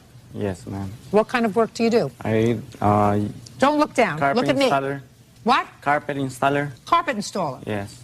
You do the work yourself? Well, I have helpers. That help you? Yeah. You go on the jobs with them? Yes, ma'am. You go on all the jobs with them? Yeah. So I assume if you have helpers, Mr. Gutierrez, you put them in the back of the car. Is that right? Yes, ma'am. So you drive? Yes, I drive. And when you go out with your wife, does she drive? No, I always drive. So when do you think someone snuck this $300,000 into your car, Mr. Gutierrez? Well, I'm not sure, ma'am. Your Honor, and when he had the accident in February, less than 5 months, he had put 11,690 miles on that truck. And when I had called Mr. Gutierrez, because this was before I even knew about this happening, I called him, I said, you're only allowed at $12,000 a year. What were you going to do about all these miles? Because after $12,000, you're over for the year. He says to me, well, I was going to have somebody roll them back. I almost fell out. I said, you know, the same person that put the $309,000 in his car. He said, and I'm like, I'm a police officer. What are you talking about? You're a police officer? Yes, ma'am. Still a police officer? Yes, ma'am. I have an exemplary, never been disciplined record. Oh, Shelley. I know, Your Honor. Shelley. 2.5 years a nightmare I've been living this to help somebody. He's a nightmare. I know, Your Honor. Where did you travel, sir, in the first few months that you had this? Listen to me very carefully. Where did you travel, Mr. Gutierrez, in the first few months that you had this car while you were busy with your wife and your son and installing carpet to put 12,000 miles on it in 4 months? It was almost 12,000 miles. Where had you traveled, Mr. Gutierrez? I went once. I went to El Paso, Texas. El Paso? And from where? From Detroit, Michigan. From Detroit, Michigan to El Paso, Texas? Yes, ma'am. Probably where they stuck all this money in your car. No, ma'am. And when I use it for work, just to go from my house to the shop where I pick up the material, it's 30 miles. Detroit to El Paso is how many miles, Mr. Gutierrez? It's 1,100 miles. One way? Yeah, one way. And how long did you stay in El Paso? I stayed like for 4 days Who did you go with? with my grandma. With your grandma? Yeah. What's her name? It's not an answer when I ask you your grandma's name. Ramos. How old is she? She just turned 80. What did you take her to El Paso for 1,100 miles in a truck? She lives in Juarez. It's the border with El Paso, Texas. And I went there to visit my family. You said you took your grandmother in the truck. No, I didn't took her. So you drove there by yourself? Yes, ma'am. I drive from... You see stupid written over here, Mr. Gutierrez. No, ma'am, no. Judge Judy continues in a moment. Somebody was doing something naughty in this vehicle, like transporting drugs in the car. Now, I'm not suggesting that someone would be you, sir. I'm not suggesting that at all. And later today... Mr. Courier says, I'm cute. Aside from saying I'm cute, you thought he was cute and nice. Yeah. He is, yeah. It's just a mooch. Real cases, real people. Judge Judy. Shelley Holderbaum says her ex-husband's cousin, Vicente Gutierrez, crashed a Ford Expedition that was leased in her name. Shelley says the vehicle was eventually seized by the DEA. How much did it cost you because of the over mileage and because of ripping the car apart? $1,272.21 for the over mileage. The deductible on his accident was $350. The repair for the broken parts inside the vehicle was $715.50. I also had to pay for the pole he hit in the city because the city waited till after 6 months to bill it. I have that right there. How much? So the insurance wouldn't pay that. That was $399.49. I had to make April and May's payment on the vehicle while I was in the body shop. How much? $500.35 for each month. I gave her that payment. He paid February, Your Honor. How many payments did you make? My ex-husband made March, and I made April and May. You made April and May? Yes, What ma'am. payment did you make? The last payment was February, and I paid She her... paid March and April. Yeah.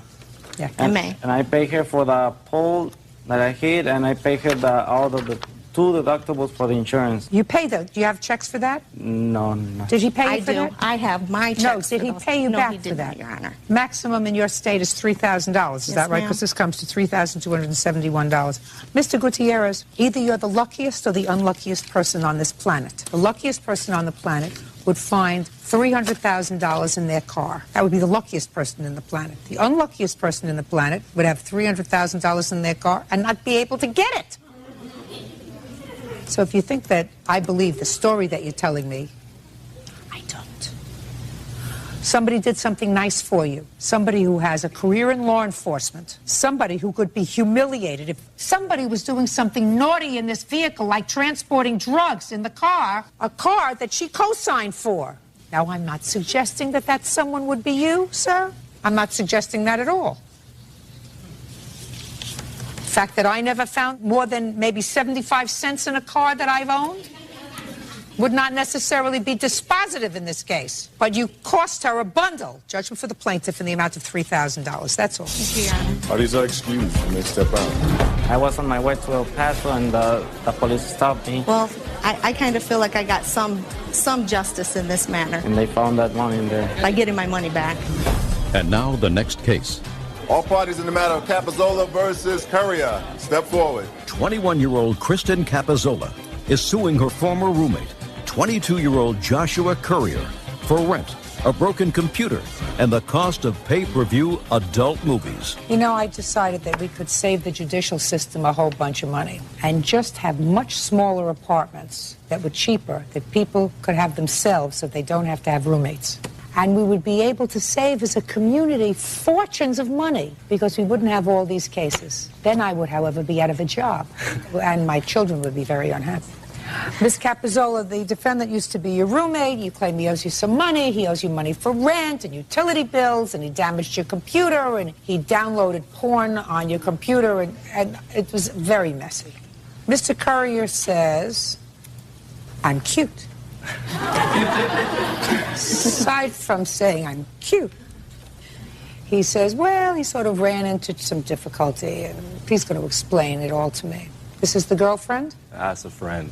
This is the girlfriend that downloaded the porn on the computer. Nah. What do you do, Mr. Courier? Cell phones.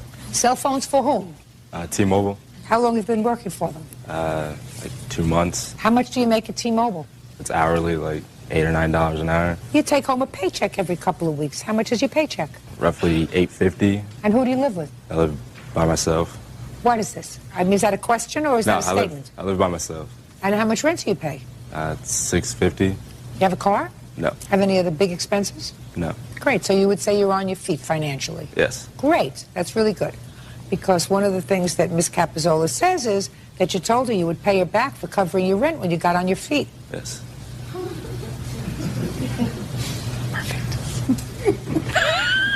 She's got to back into it, that's all. You know, you can't get on there right in the front. Right in the front's boring. You got to back into it. There you go. Right? That's right.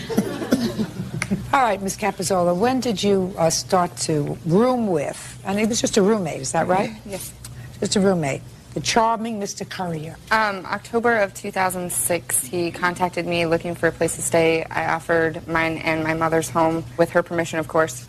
We lived together there for approximately 3 weeks and then signed a lease in mid-November to move out. How long had you known him? About 3 years. From where? We met at a party. You thought he was cute and nice? Yeah. He is. Yeah. He's just a mooch. Yeah. Judge Judy continues in a moment. Yes, sir. Now, who rented the porn? My ex-girlfriend. And did she watch this all by herself? Yes, I had no recollection that she was watching it.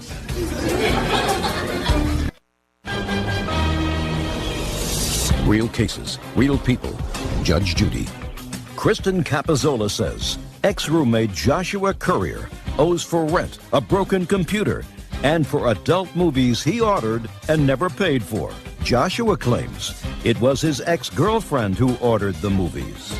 So, you moved into this place in November. Both of you signed the lease? Yes, we did. Now, he paid his rent for a while, and then according to him, he hit some hard times. The rent was never paid to begin with.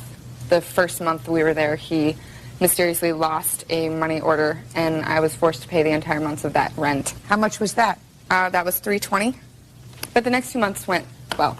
He did pay rent on time. Great. Well, that's what he says pretty much. Until April of 2007. Correct. What happened in April 2007? My check bounced. She called me and told me that it bounced when I was at work and that we need to figure out how we were going to pay it. And so showed up at the leasing office. We tried to figure it out. I don't know, like a week went by. She called me and told me... Get over, please. You know I'm getting older by the second. Okay, she... Did she cover your rent? In April? Yeah. No. You paid it? No. Who paid it? Nobody. How could you not pay rent? Did you pay the rent? Yes, I did. Of course she did. You mean the landlord says you're such a nice guy, I'm going to let you just breeze over? No. How much rent did you cover for him? For March and April, I covered $960. Total, I covered $1,600 and six. Now, according to you, you don't really deny this in your answer. You said, I always paid my rent until April when I was having money issues. Kristen told me not to worry. She told me just to get back on my feet. Yes. Well, you're back on your feet, right? Yes. So you got to pay her the rent. I don't feel like I owe her the money because she told me not to worry about it. She said, sign yourself off the lease and then move out by the 1st. And I got the rest. And she was there. 1st of what? The 1st of May. 1st of May? Yeah. Well, we're talking about March and April. When I paid March rent, my check bounced. In April, well, I understand that. And then April, I had like a couple days until rent was due, and that's when the check bounced. That's when she called me and said the check bounced. We're talking about rent for half the month when you first moved in, when you didn't have it, and for 2 months. Yeah. March and April. And you moved out in May. Is that right? Yes. That's all I'm talking about. Do you have proof that you paid that rent? No. And are you back on your feet? Yes. Perfect. Cute, but no cigar. What else do you want from him? I would like half of the Comcast bill that I paid for 5 months. The agreement was we wanted cable, we wanted internet, we wanted phone, so... You should have turned it off. You should have turned it off. If he wasn't paying it and he was not being terribly responsible with money, then you should have turned it off. You don't need cable. Right. Hum. I would at least like to be reimbursed for the porn that was rented on our cable bill. Yes, sir. Now, who rented the porn? My ex-girlfriend. And your ex-girlfriend was your visitor? Yes. And did she watch this all by herself? Yes, I had no recollection that she was watching it. I Well, didn't how know. do you know it was her? She told me. But she told me she paid it, so I didn't. How much was the porn? $81.90. $1,681. Your guest? Your worries. What else?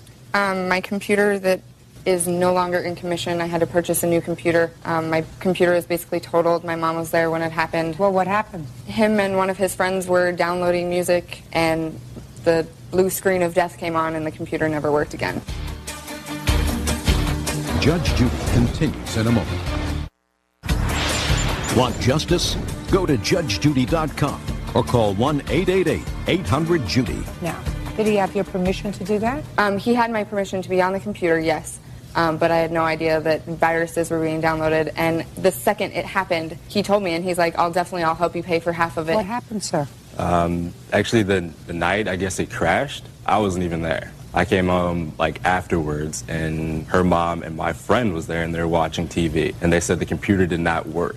And I said, okay, what happened? And they said it just crashed. And I said, okay. And then she was like blaming my friend. And then I was like, you know, that's not right. She downloaded music on it too, so it doesn't matter. And that's why I was only suing for half. Did you? Yes. Forget it. All right, you owe for the rent and you owe for your girlfriend's porn. Judgment for the plaintiff in the amount of $1,681. Thank you. Parties are excused. Matter of Davis versus Booth. Parties have been sworn in. Judge, you may be seated. Sir, have a seat, please. Mr. Davis, you and the defendant have a child together. That's correct. How old is the child? He is 2. 2? Yes. According to your complaint, the defendant filed false charges against you of assault, resulting in your having to pay legal fees and bail money. That's correct. You want to be compensated for that. The defendant says that the charges were true. She is counterclaiming for some assault and some property damage, which I will get to in a moment. When did the two of you separate? July 2001. And who took the child at that time? I did. Were you involved in a custody dispute after July of 2001? I went to the courts and got some papers drawn up. Actually went to a paralegal, one of my mom's friends. Just tell me, was there a custody case in the courts? Yes. And who has primary custody of the child? Me right now. Do you have a copy of that order? There's mediation papers in there as well. We both have custody. I know that everything is joint right now. I have a paper here that says that we have joint. Okay, you're right. So the child is being shifted back and forth on a weekly basis. Part of the week you have the child, and part of the week you have the child. And I assume that this incident happened on October 16th during one of those periods of exchange. Well, right now is a stipulation. The courts were saying until she can get on her feet and actually have her own place of stay, then we can start doing that arrangement. But right now we do Tuesdays and Thursdays, so we haven't really made that concrete yet, Your Honor. Okay. October 16th is when this incident happened? Yeah. Tell me what happened, sir. Well, I called her on a cell phone to let her know that our child was not going to be ready to be dropped off at 4 o'clock, like we arranged. She never got that message. I checked my messages at home around 4:20. She said, where are you at? I'm waiting here 20 minutes. I called her back and told her, hey, I'm running late. Jacob's just waking up. I don't want to rush him. He gets cranky. She started persisting to scream at me, telling me this is not right. This is my time with my son, blah, blah, blah. I said, I'll be there as soon as possible. Cut up some food for him, got him a drink, drove him down to Penadobe Park where we meet. She walked right over to my mom's truck, took him right out of the car, didn't say a word to me. By this time, my son's face was really sad. I went over to tell him goodbye. At that time, she persisted on yelling and screaming at me, telling me I was a bad dad and how I shouldn't have been late. And I told her this is the same reason why we broke up, so we wouldn't have to fight in front of our son. She started screaming. I said, no, I'm going to take my son out of here because you're not in a good state. When I started to grab him out of the car seat, she grabbed my arm, and I told her to back off me and just to calm down. I'm going to take him home, and we'll decide on another day. So what happened? She grabbed your arm? She grabbed me, and I shrugged her off pretty much. She fell onto the ground, hit her butt, and hit her left elbow. The police report said she had a 1-inch scratch. I actually persisted to help her up. I told her, let me help you up. She said, no. I went to the truck and sat down. She came back around in her truck, got out of her truck with my son watching, and started flailing at me. What does that mean? She was, through the truck, she was pretty much trying to hit me. It hit my glasses, stuff like that, and I sat there and thought about what really happened. I drove home and I called and said, you know what, I want my son. A couple more phone calls, the cops were on the phone. telling me that Mary was in a bad state of mind and can you come up to Vacaville and pick up my son. So when I went up there, the cop came out, told me, do you know your rights? I'm going to put you under arrest. And that's when they served me with the temporary restraining order. What happened with that case? I have papers showing that the DA has dropped the charges and there was not enough evidence to prove the case. Their police report is stapled to it as well. Okay, now I'll hear you. Okay, on October 16th, we did agree to meet at Pina Adobe at 4 o'clock. It was about 4:30, and I called on the cell phone. I called his mother's house, and I called his house and left a thing on the answering machine. And finally, about 4:30, he called me back, and he said that my son was still sleeping. He said that if I wanted to wait until my son was going to be awake, that I could wait at the park until Evan and my son was ready. Let me stop you there for a moment. Okay. Had you had this exchange before at the park? Yes. Approximately how many times? It's been about 2 months. And have the exchanges always taken place at the same time, 4 o'clock? Yes, but there's been other incidences when sometimes he won't show up, sometimes he'll show up late. But for 2 months they had gone on reasonably well. Yes. Is that right? Yes. Okay. Go ahead, now continue. I obviously got upset because my time with my son is at 4 o'clock. You know, he has made it very difficult for me to even see my son since I had left the residence. He said, you know, I'll show up whenever I show up. What time did he arrive? He finally showed up about a little after 5. Go ahead. So once he showed up, he arrived in his mother's car, and I opened the door, and I got my son out of the car. Did you say anything to each other at the time that you opened the door? I let him know that I was very upset. That's not what I asked you. What did you say? I cannot do this. You need to show up on time. If we have a set agreement, you need to show up on time. And I carried him over to my car, and I was buckling him into the car seat. We were arguing back and forth still. Why would you argue with him? I was upset because he was late. And you have a conversation with him outside the earshot of his child. Right. Not right. You didn't do that. You were yelling and screaming and agitated. Yes. And you couldn't control yourself, even in front of your child. Yes. Well, that's wrong. I know. So you can understand why he would say, I don't think you should have him because you're not in control of yourself. Yes, ma'am. Okay. So he came around from behind you and he tried to take the child out of the car? No, he didn't. What did he say? He was yelling at me. He was saying that you're not going to have your son. You're not going to see your son ever again. I'm going to take custody of Jacob.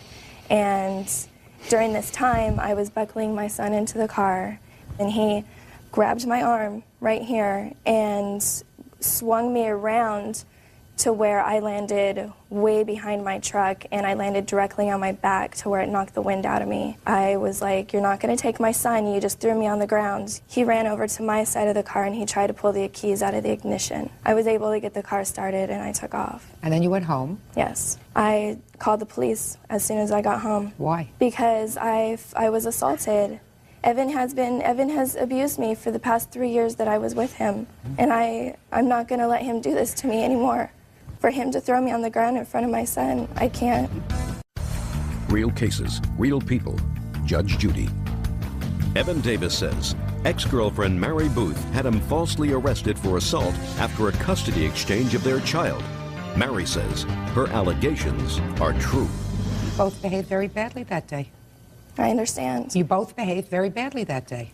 But I don't feel that if anybody's behavior does not mean that anybody should be threatened physically. Well, one gets from your scenario, Miss Booth, that he did not punch you, right? No. He didn't grab you by both shoulders and throw you to the ground, is that correct? Correct. What he did was he tried to get you away from the baby so that he... What he did was try to get you away from the baby. And he pulled your arm, swung you around, and you fell. He didn't put his hands on your chest and fling you to the ground, right? Well... Am I right? No, I don't believe so. Well, let me tell you something. I think that you both behaved badly that day. You initially out of control. And you may have been out of control because you don't have custody of your child, because you were angry, because you're involved in, this ongoing open-ended order of the family court. You're both recovering from drug abuse, is that right?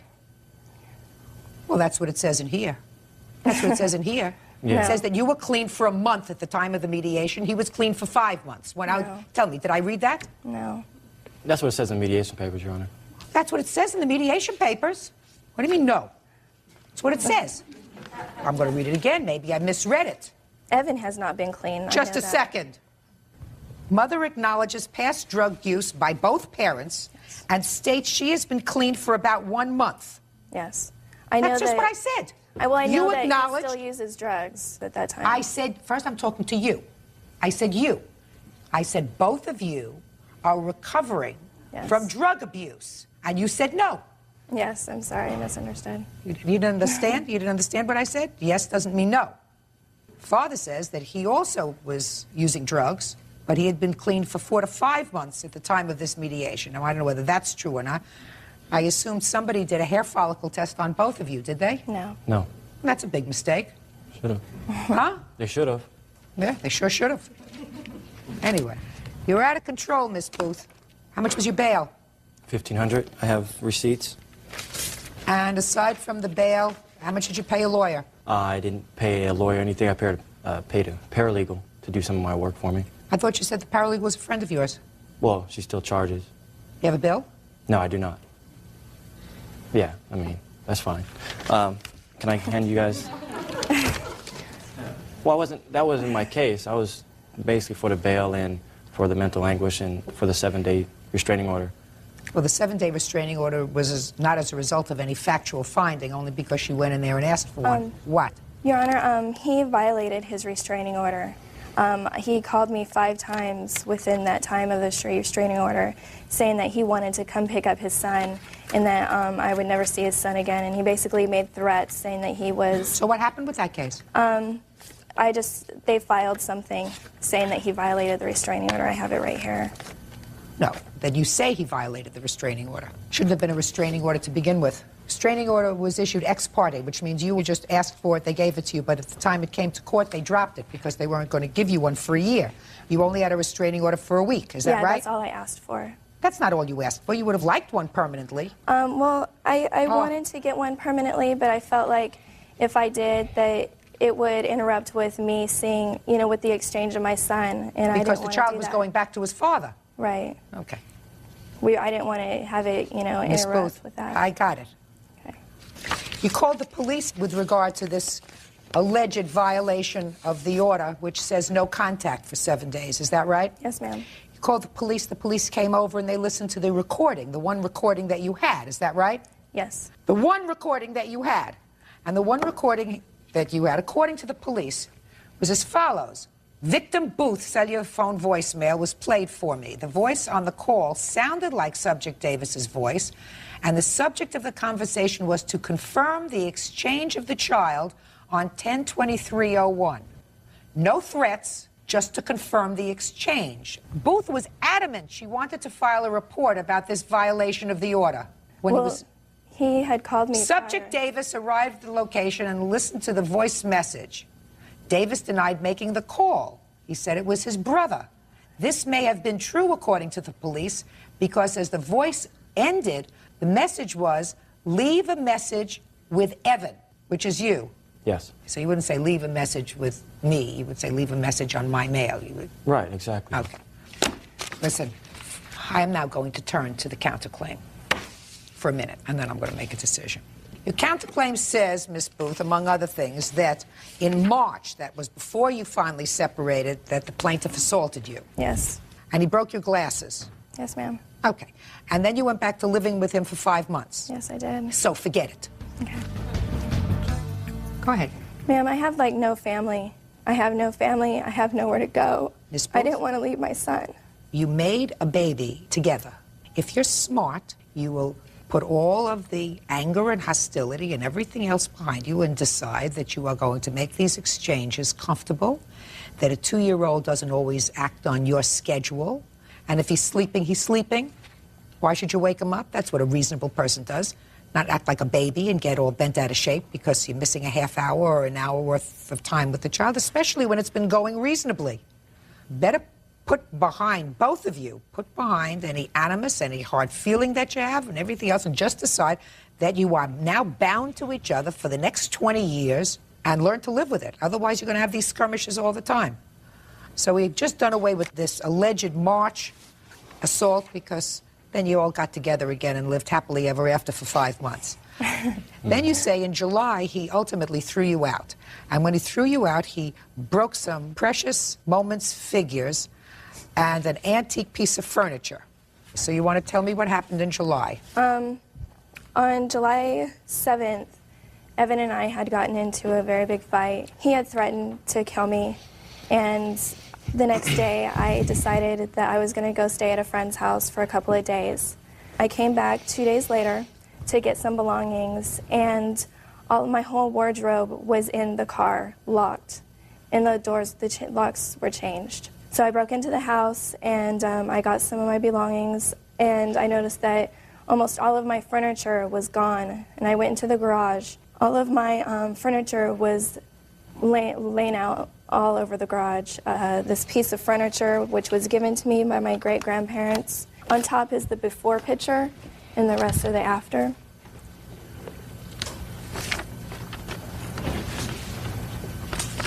When I went out there, there was my precious moments sitting on top. There was 3 of them sitting on top of the cabinet with the heads torn off of them. Tell me what happened with this piece of furniture when you moved it out. Does it look as if you moved it very carefully? I did move it very carefully. All the stuff was moved out of the garage, so I don't know if it got broke at that time when they moved it, or if one of her friends moved it on accident and didn't tell her it broke. Because I wasn't there. My mom was there, but she couldn't. So what you're telling me is when you moved this piece into the garage, it was in good condition? Yes. Is that what you're telling me? Yes, actually there was a leg missing from the prior because there never was a leg on there. And there were some marks on the front that was scratched up from my son chipping it off. And the locks were actually missing too because my son took them off. What about these little figurines? I did. I told her at the time of the date I broke her figurine. I dropped it in the bag and it broke. And I only broke one. How many figurines were broken? Just one broke. How much did you pay for these figurines? They were gifts, and they were $50 I got on the internet. How many figurines do you claim were broken? 3. Did he tell you that he broke one? No, he didn't say one. He said that he broke them. He said, I said, you ripped the heads off of these things. And he said, yes, I ripped the heads off. Okay. Well, that's what they're asking for these things, $50. That's not what they sell for. I don't know how much they are. So now let me tell you how I'm going to resolve this case. You've already gotten your lecture on trying to be good young parents in a situation where you're going to be exchanging custody and visitation. I don't think that either one of you wants your child to suffer. No. Your behavior on that date made your child suffer. He was 2 years old, and you frightened him because you were out of control. It wasn't as if he didn't show up at all. He showed up an hour late. You had a conversation with him a half hour before and said he was going to be a little late. Just hang in there. So you had no reason to lose it, which you did. And if she lost it, and if you were concerned that she lost it, you don't feed into that. You let it take the child. Next day, you go into court.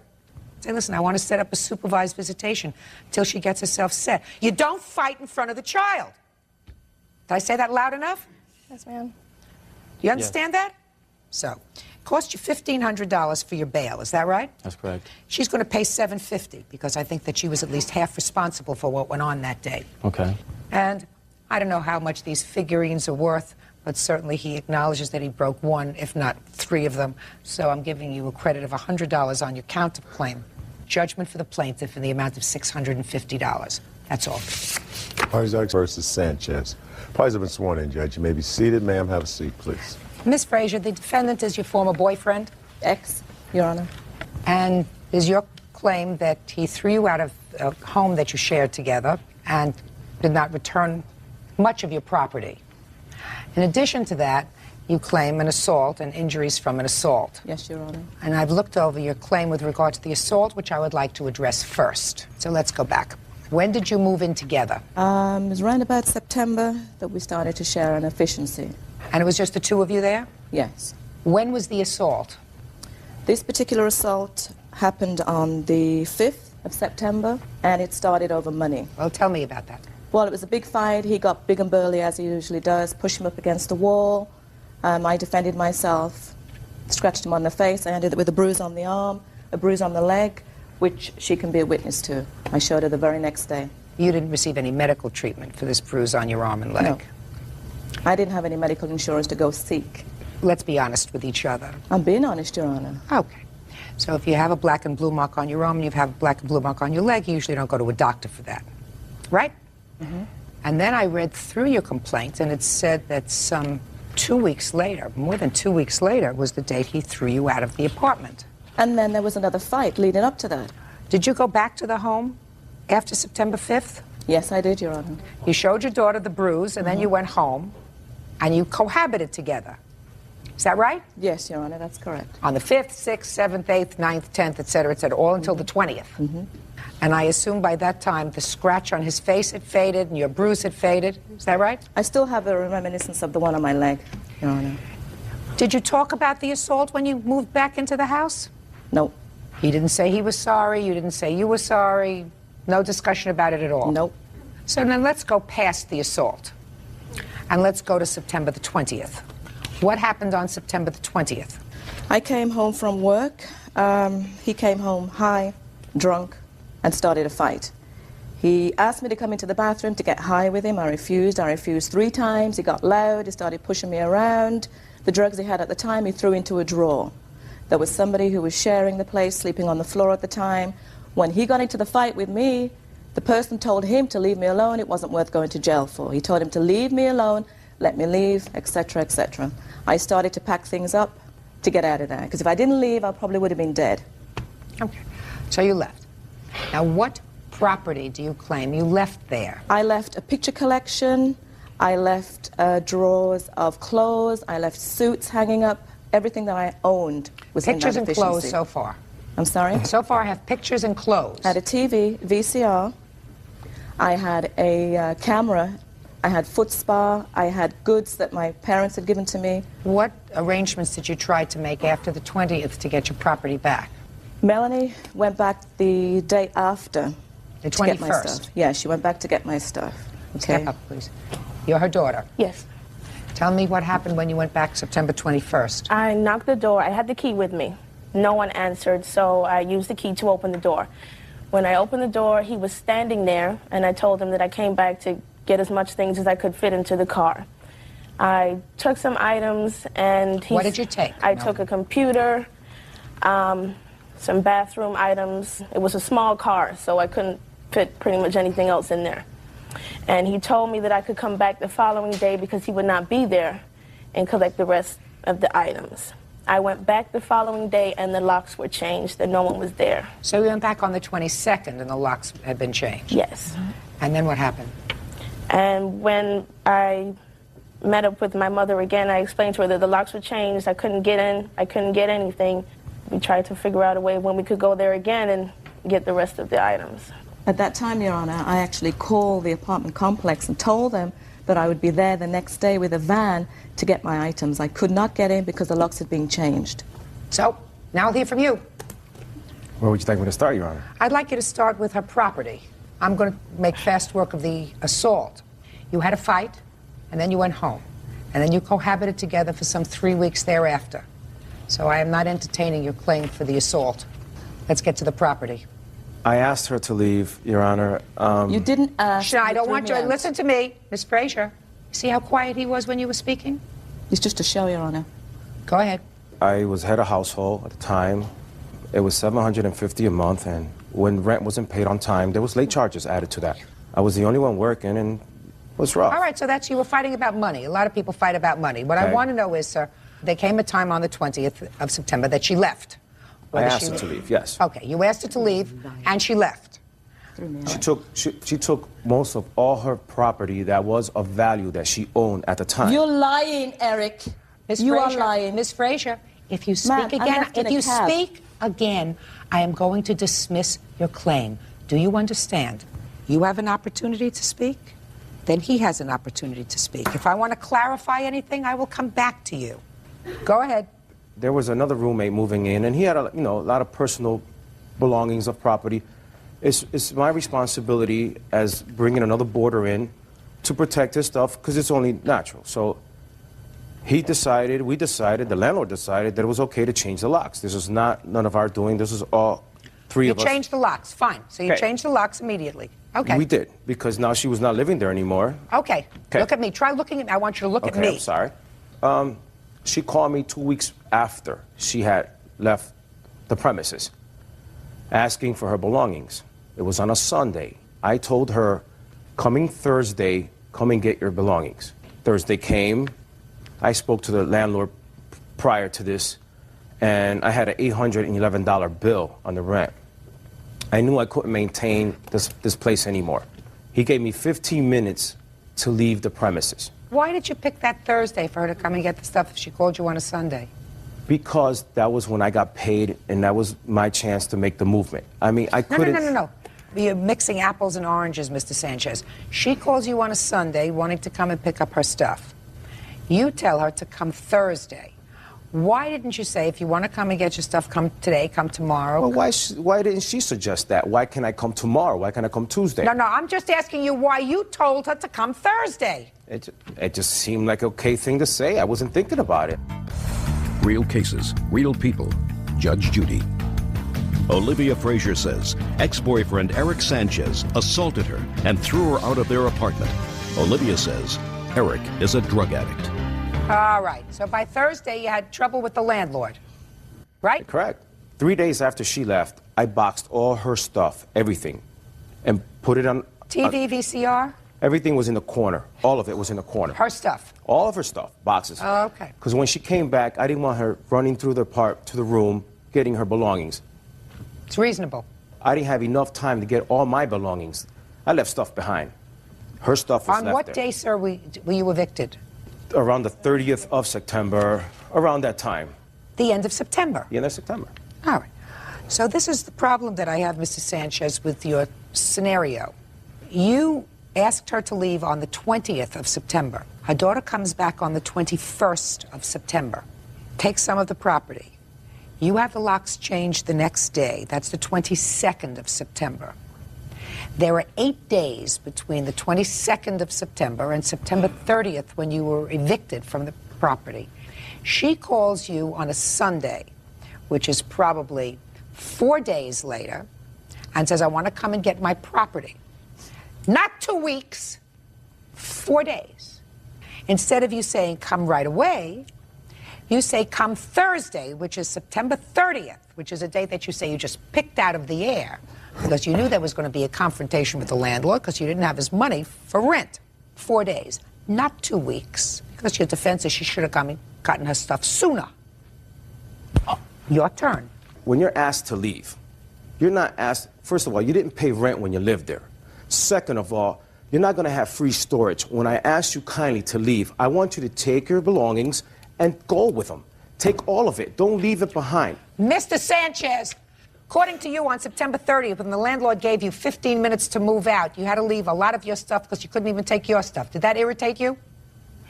She had 3 weeks. Don't tell me 3 weeks. I had 15 minutes. She had 3 weeks. I'm speaking, and you're going to answer my question. Did that irritate you when the landlord gave you 15 minutes to get out and get all your stuff? Of course. Now, you and the plaintiff shared a home together. This was not the first home you shared together, based upon what I have read. You shared another apartment together prior to this apartment. You shared a home together. You shared a relationship together. You shared a bed together. So you were not her landlord. If you asked her to leave because you felt as if she wasn't shouldering her weight as far as the rent was concerned, that's fine. I have no problem with that. And she was probably just as happy to go because she says you're a drunken drug abuser. And why she stayed with you after you allegedly assaulted her, I don't know, but that's her problem. But when you ask someone to leave and you are separating, then you act like a human being, which is come and get your stuff. I don't want to be here. Maybe a confrontation. Come with the police. Come with somebody else. Get your stuff. Get your stuff tomorrow. Get your stuff the next day. Clearly, she wasn't abandoning her property, sir, because her daughter came back and tried to get as much of the property as she could. And you had boxed her property and put it in a corner. And it wasn't 2 weeks. It was 4 days since she got a phone call from her saying, I want to come and get the rest of my stuff. That's if I believe you. And it was probably even before that. So, Ms. Frazier, I want you to tell me, you have clothes, you have pictures, you have TV, you have VCR, you have a camera. All of those things, he says he boxed. And he Your left Honor, there. Before you go deeper into this, can I say one more thing? When she left, on that Thursday, she gave me $140 for rent. I didn't give it to you. asked her, You're close, Miss Frazier. it was 2 weeks after the date that I asked her to leave on that Thursday. It was 2 weeks on a Sunday that I heard from her. That Sunday she called and I said, by Thursday, come and get your stuff. Sanchez, pay attention. You told her to leave, according to both of you, on September 20th. You were evicted from your apartment on September 30th. That's 10 days. September 5th, Your Honor, is No, when- September 5th, sir, is when she allegedly claims that you had a big fight and she That's moved when out she of... was asked to leave. Just a second. But then she moved back in. You had an obligation, sir, to safeguard her property, and you didn't And I do it. did. I boxed it and put it in the corner. Then you should have made sure that you got I didn't have time enough to take my stuff. I'm going to bag women's lingerie and shoes and box belongings that don't belong to me. Yes. Well, I tried. I did my best by Yes. boxing and put it in the corner, Your Honor. Then That's you the should- best I could do. Well, I'm saying... She had the ample time to take it. Sanchez, it's not good enough. Should I have lugged Your it on my best- back and take it to... Yes. Oh, I got another thing. Yes. Well, I have another thing. Just Can a second. You asked me a question. I'm going to give you Okay. an answer, Mr. Sanchez. Should you have put it on your back and taken it to her house? If the back is all you had. Okay. If your back is all you had, but Your Honor, maybe... can but, Listen, Your Honor, there's only one macho person here. then that's you. That's cool. That's cool. That's Your right. Honor. You're still going, Honor. Mr. Sanchez. I didn't look at your direction and give you permission to speak. A woman who lived with you, shared your bed, shared your thoughts, shared a lot of reasonable times and a lot of terrible times. But you wanted things to be over reasonably, then that's what you do. You strap the stuff on your back, and little by little you take it over to her house. Okay, Your Honor. Now I'm almost ready to say, now I'll hear you, Mr. Okay. Sanchez. That's I'm not totally ready yet, Mr. Sanchez. You gonna... Just almost ready. Okay. Now I'll hear you, Mr. Sanchez. Okay. That's all good and fine. A man can do this. But when you leave without a foreign address, without recognition of your job, a number, where she stayed or lived, because had I had that information, I would have called her and said, come and get your stuff now. I'm off on this day. Please come get your stuff. I didn't have any clue where she was. All right. Now, Mr. Sanchez. Carrying the stuff on my back would have been cool, but where am I going to take it? Just a second. No dramatic. Where am I going to go? Around town? Mr. Sanchez, don't irritate me. Don't irritate me. I'm just getting over the fact that you wore shorts to court. Where was Miss Frazier working while she was living with you in August? She wasn't working. Excuse me, Your Honor. Can I say Yes. something, please? Okay, the first apartment that they shared together, my She mother paid the was rent. only I know. one She says in her complaint she paid the rent and he didn't. Listen to me. Where were you working in September? I was working for a local computer company, which he knew of. But before that, I was When? going to school. Don't speak. That's where the I don't wanna- $140 I don't came want- from that I gave to the Pay roommate. attention to me. Did he have the telephone number? Yes, there was an 800 number, and he also had the number of where I was staying, which was me. with her. He had that number weeks before. Okay. That's and you not live in the true, same town? Yes. Okay. Not true. All right. Now, pictures, clothes, TV, VCR, and camera. Do you have bills for any of those things, Miss Frazier? There was a box of receipts that he allegedly boxed up. So I don't the have answer them. is you don't. No. Was it a new TV? What size TV? 27-inch Zenith is a year old. Okay. Do you remember how much you paid for it? Yes, I paid $227. And what about the VCR? And the VCR was $155 from Brandsmart. I'm still in their computer system. And the camera? $375. Reasonable enough. And assorted clothing and pictures, is that right? Yes. The scanner. I had a scanner. I had a printer. I also had a digital camera on my computer. I had belongings that my parents gave to me before they died. I had a crystal collection that was worth over $1,500. Do you have an appraisal? $1,500. Do you have an appraisal? Not here. It's amazing. All of a sudden you got all this stuff of value, but you leave it behind. Because you stole it, so shut up. You're close. Miss Frazier, you're close. You're almost home. He annoys me, Your Honor. He annoys me too. But don't you understand, Miss Frazier, don't you understand? You made a mistake. I did. You paid for the mistake. I don't believe that you had all this valuable stuff. My God, thousands and thousands and thousands of dollars. But I believe you left a lot of stuff behind. He's going to have to compensate you for it because he didn't take care of it. You have a job. He had the locks changed, so you couldn't get it. Go to the police. I did. Then that's what you do. You go to the police and you say, I want to get my... the police, and here it is, his report here. I want my property, and the police went with you to get your property? And what happened? When I went there was nothing there. Oh, because you went after the 30th. I'm talking about before. I'm talking about 4 times, Your Honor. And the landlord said You that he'd have proof of observed 4 times. you going in there, moving stuff. You came with one bag. You're speaking. You're almost there. Judgment for the plaintiff. Before you really, really do it. Because you're going to fight with him. It's not going to do me any good. It's not going to do you any good. Certainly not your daughter. He doesn't care. Judgment If she for the had a plaintiff. small vehicle, Your Honor, and you only could... Hey! So much. Make 5 trips. Can I ask you a question? Can I ask you a question? Did you ever go to church on a Sunday, on Easter Sunday? Yes, I have. Do you get dressed to go to church, or do you wear shorts? Do you get dressed to go to church, or do you wear shorts I and apologize, sneakers? Your Honor. Good. Judgment for the plaintiff in the amount of $2,200. That's all. Parties are... And now the next case. All parties in the matter of Hardison versus Jarvis. Step forward. Crystal Hardison is suing fellow motorist Robert Jarvis for vandalizing her Ford Explorer by kicking it. Crystal claims her mother witnessed the incident. Miss Hardison, what kind of car do you drive? It's a 2005 Ford Explorer. What about you, Mr. Jarvis?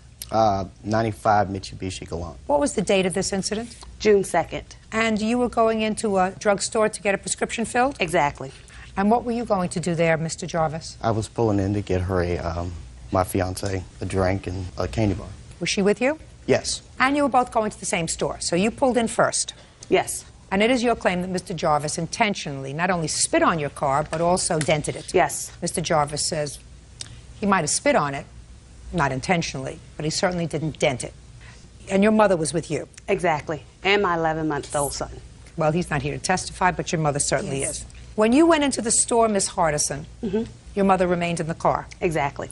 And when you went into the store, did your fiancé remain in the car? Yes, ma'am. She pulled in first. She was already parked. Tell me what she was doing, Mr. Jarvis. Well, as I was pulling in, I was waiting on her for about 2 to 3 minutes while she was brushing her hair with the door open in the parking place. So you were waiting to pull in because she had the big door open for this SUV, brushing her hair? Yes, ma'am. How long were you waiting? 2 to 3 minutes tops. Did you honk the horn? No, I was just sitting there waiting to get in, being patient. Why were you brushing your hair? I'm pretty vain. So before I go anywhere, I always put my makeup on, brush my hair. You were going to pick up a prescription? Exactly. And that's my nature. If I'm going to a local store, I'll put clothes on, do my hair, and put my makeup on. Hadn't you done all that before you went in? I sure did, before you but got I into just the wanted car? to make sure everything was straight. Didn't you see Mr. Jarvis waiting for you? At the time that I opened my door to get my brush out my purse, no, I didn't. But there came a time when you did see him waiting for you. I saw a front end of a car behind mine, yes. And you continued to finish brushing your hair and then you put the brush back? No. Once I saw the front end of the car, I said, oh, he's waiting, and I closed my door and went directly into CVS. What happened when you came out? I got to my driver's side door, and I saw there was spit on the window. I opened my door. I said, Mom, somebody spit on my window. And she can tell you the rest. Step up, please. What is your last name? Durante. Tell me what happened that day on the 2nd of June in the parking lot. Okay, on the 2nd of June, my daughter had to go to the pharmacist to pick up a prescription. And she got out of the car, opened the passenger side. That's we got past the fact that she was brushing her hair to make sure she looked perfect. Okay. Never know who you're going to meet in the pharmacy. Exactly. Yes, Your Honor. Okay, Crystal came out. She says, Mom, who spit on my car? I said, don't worry. I got his tag number. I was sitting in the car on the passenger side, watching an incident on Route 1 to my right, and I see this man walk up to the car and just cover the window with spit. I said, I'm going to get his tag number. I went to get my purse. When I went down to get my purse, the whole car, Judge Judy, just like, yes. I looked up, I saw him, I heard his door, bam, slam. He was going, he closed his door and walked behind his car and got into the driver's side. Okay, so a passenger door slam, and then he walked around to get into the driver's side? Yes. And the passenger side door was where your car was? Yes. Got it. Now, do you have any proof of damage to your car? Yes, I do. Yeah. Because, Mr. Jarvis, I'm going to save you the trouble, sir. According to your answer, you were having sinus problems that day, so Yes, you ma'am. spit. Yes. You don't know where it landed. No, I didn't have no intention of spitting on a vehicle. No. It was just a bad sinus. Yes, I had sinuses all And like that. you caused no damage to the plaintiff's car. Absolutely not. Now I'd like to see the... Okay, see, I'm going to save you all that trouble.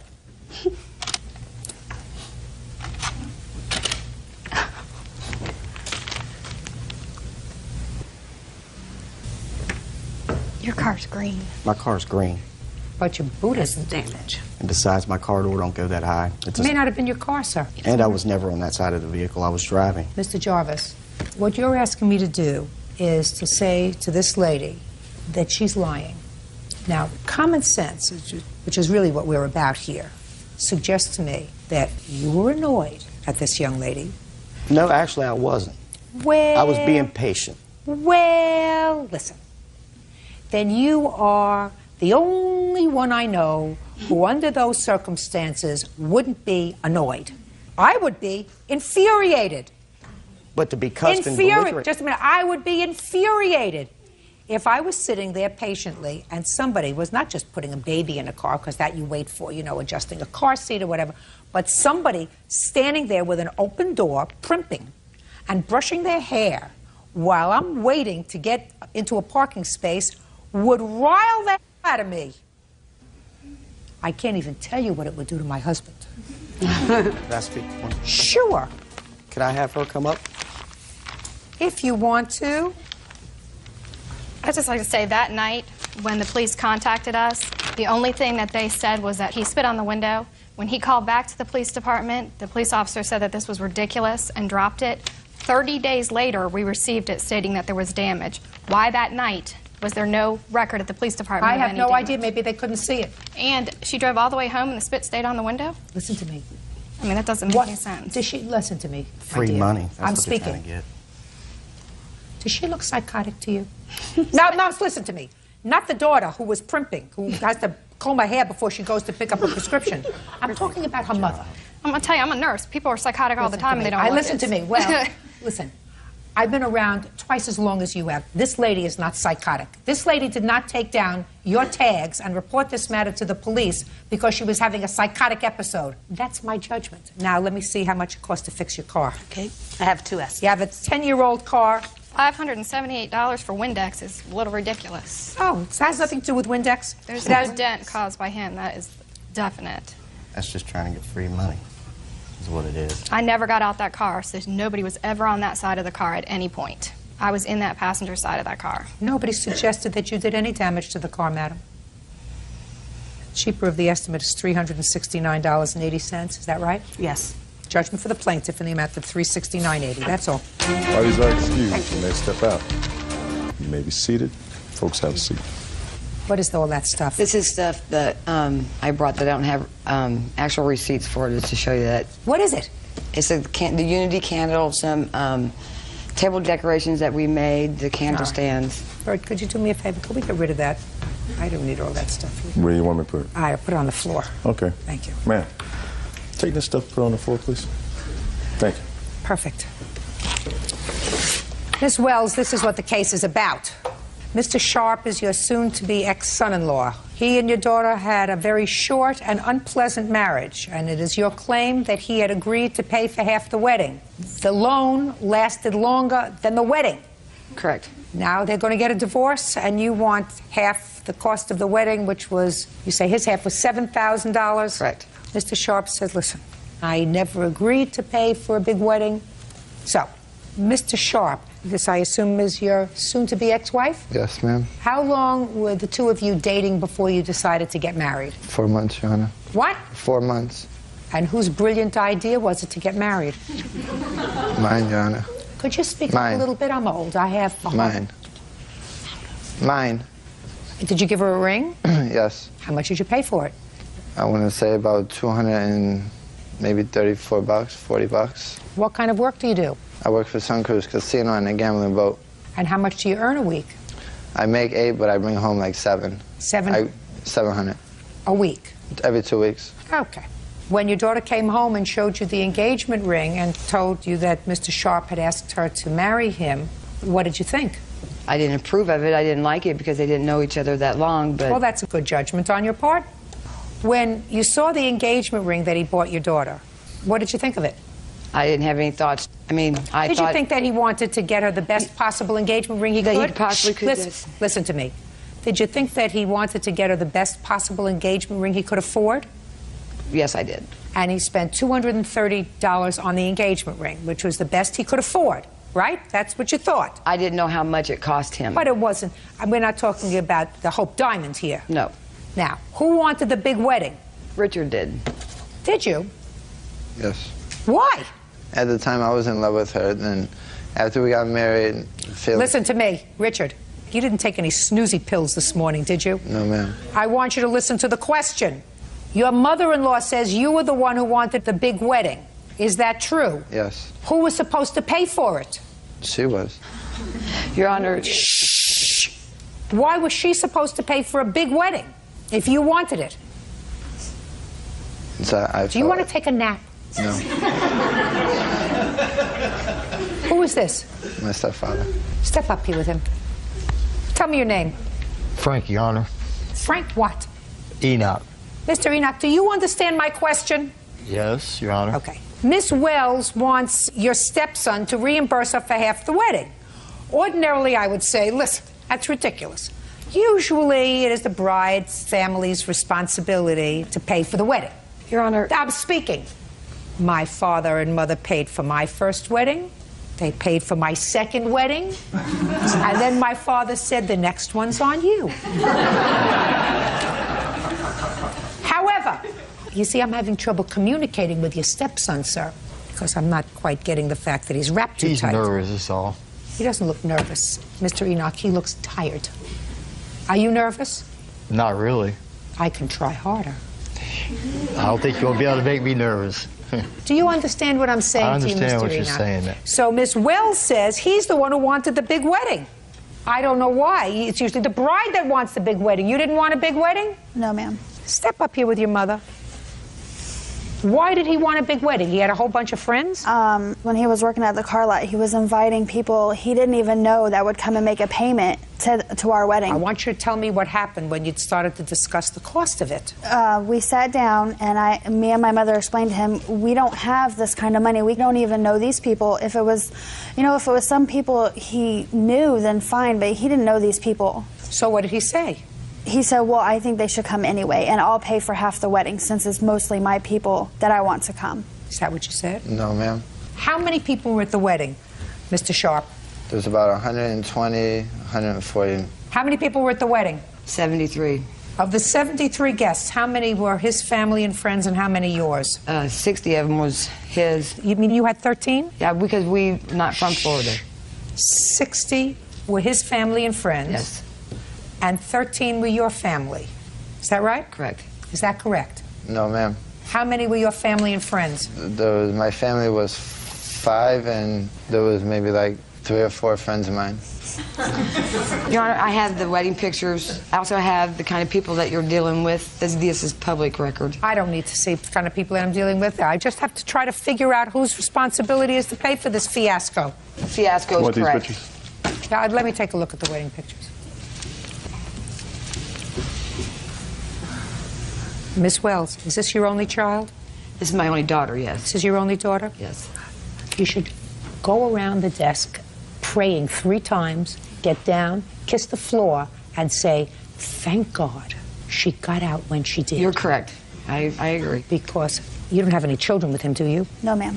But for the grace of God, you could have had a grandchild fathered by this guy. No, thank you. I agree with you. No, thank you. Really, Unless he's hiding something from me that I don't see. Well, you're not missing much. Judge Judy continues in a moment.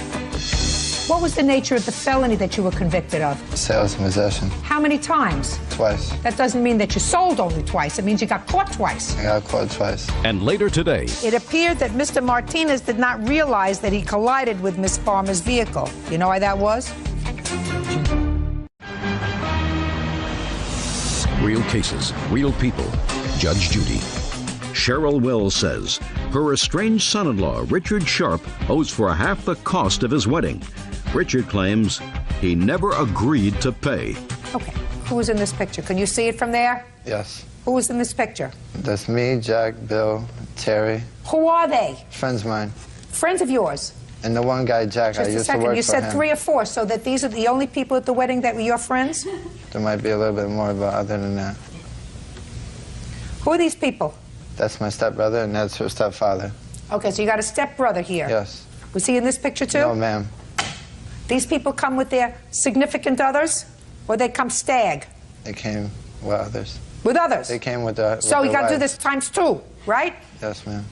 That's more than 3. Even you could tell that, right? Yes, ma'am. Madam, it's clear to me that he had certainly more than 3 or 4 people at the wedding. So what you're telling me is he said to you, these are the people that I want at the wedding, they're friends that I work with? Not friends that he works with, but he was working at a car lot, and people that would come in to make their payments that he would talk to just to make their payments, he would invite to our wedding that he did not know. Your Honor, I had to finally put a stop to it because this list was like 300 people. Who was supposed to pay for all these people, all these strangers? I felt that I was going to pay for them, but as soon as she said she put a stop to it, I said, okay, never mind then. All right. Now, where were they married? At the Ramada Inn. Had you taken the Ramada Inn before or after you had this discussion with him about inviting too many people to the wedding? I'd already talked to the Ramada Inn, and then when he kept adding No, I want you to make sure you give me the honest answer. You had gone to the Ramada Inn, you have to give them a deposit and reserve the date. Correct. Had you done that before you had the discussion with him? Yes, but he kept adding to the list. You don't have to repeat it. I understand what you're saying to me. So you had already taken the hall, and initially he was not going to pay for half the wedding. That's according to what I'm gathering now. It was not until after he started adding all these people. No, Your Honor, that's not correct. He agreed to pay for half the wedding. No, ma'am. We went to the. I was there when it was discussed. No, I don't believe that, Miss Wells. But that is Listen to me. honest. Miss Wells, I don't believe that. I don't believe true. that somebody who buys a $230 engagement ring makes a knowing decision to pay for half the wedding that, according to you, cost $14,000. I wanted them to elope. I offered to give him $2,000 so I didn't have to pay for this big wedding. He had already agreed to. Now you want to talk to me? Yes. Good. Now I'll hear you. But make sure you're telling me in a loud, clear I voice. did not agree to pay for half of this wedding, Your Honor. Well, tell me what happened. What happened is I started adding people to the list, and she said, no, I can't afford all these people to come, Your Honor. So I said, okay, well, we'll stop all them people, because who even knows if half of them people are going to show up. Your Honor, that's not right because I even paid for his probation. He was supposed to pay me that back as well, and he has not even done that. And her daughter paid her back out of that with her income tax money, Your Honor. Just a second. So what you're telling me is you were on probation, you had certain fines, Yes, ma'am. and she paid your fines With her income tax. because you didn't have the money. Yes, ma'am. Okay.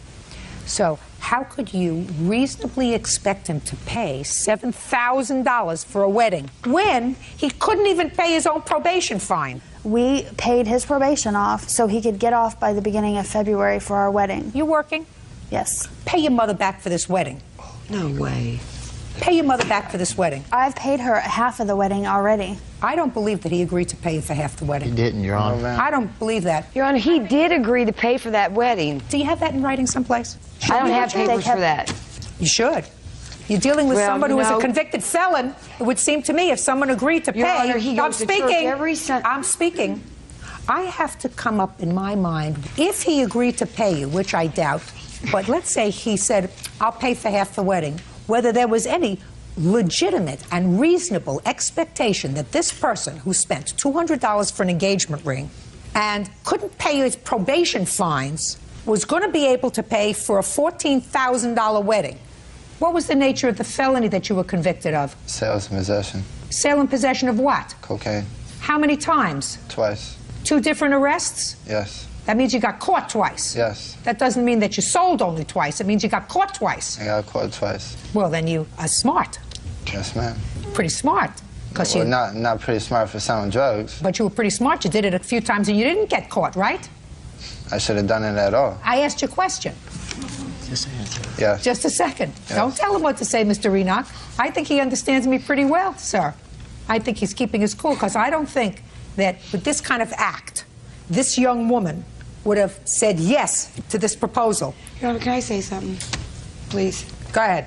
He goes to church every Sunday. We thought that he was reformed. I mean, you're supposed to give everybody a chance. And that's exactly what we did. We believed him. And the reason that the wedding was ended is because he moved in with his girlfriend that he had before we were married. No. Your Honor, this lady, my soon-to-be ex-wife, she thinks I am sleeping with this girl, Melissa, okay? Me and Melissa ain't together. Ma'am. She would not sleep with me because I am married to this young lady here. And I got to respect that woman for that. Listen to me. I just wanted to hear him talk because so far I've had monosyllabic conversations with him, and I wanted to make sure that he was more together than he was presenting. I'm speaking more together than he was presenting to me a moment ago. I do not believe that he agreed to pay for half the wedding. It's unfortunate. And my advice to everyone out there is don't spend an awful lot of money on first weddings. Wait for the second one. They usually hold out a little bit better. Your Honor, he I'm sorry, did Miss agree. Wells. So I don't believe it. That's all. All these are excused. You may step out.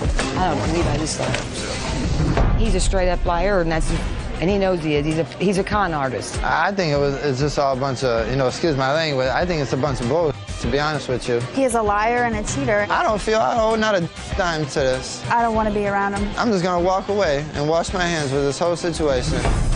And now the next case. All parties in the matter of Farmer versus Martinez. Step forward, please. 23-year-old Cammie Farmer is suing Jose Martinez for a late-night fender bender outside a nightclub. Jose says it was Cammie who backed into him. Miss Farmer, you claim that Mr. Martinez damaged your car in a parking lot. And Mr. Martinez says that the accident was both of your faults, so you should each pay for your own damage. You were all exiting a club that evening. Right. So what I'd like you to do is to go over to that chart that you've prepared and show me where the exit was. This is the exit right here. Okay. So there's a steady stream of traffic that's going sort of in the center. Right. And what happens is I assume that a car in the center lane lets one car in from one side and then another car goes. It's sort of alternating egress from the parking lot. And there was police officers in the parking lot directing traffic. Now, what kind of car were you driving? A 2000 Chevy Malibu. And Mr. Martinez? A van. So tell me what happened. As I was trying to exit... That was you. You're in the red. This is me. I'm the red, and he's the blue. So as they're exiting, and I'm waiting in line for them to exit, I guess he got impatient and was in a hurry or whatever and tried to go around me. And his back van door was open. So as he's trying to go around me, his door caught my left bumper and my left taillight and shifted my trunk. You have pictures of that? No, I don't. I put it in the shop the next day, so I didn't take pictures. Well, after his van door hit your car, what happened? The police officer that was standing back here directing traffic directed us to pull this way and exchange information. And you did that? Yes. You have a police report? No, because it was on private property and there was no injuries, the police officer didn't take a police report, but he gave me a statement. I'd like to see it.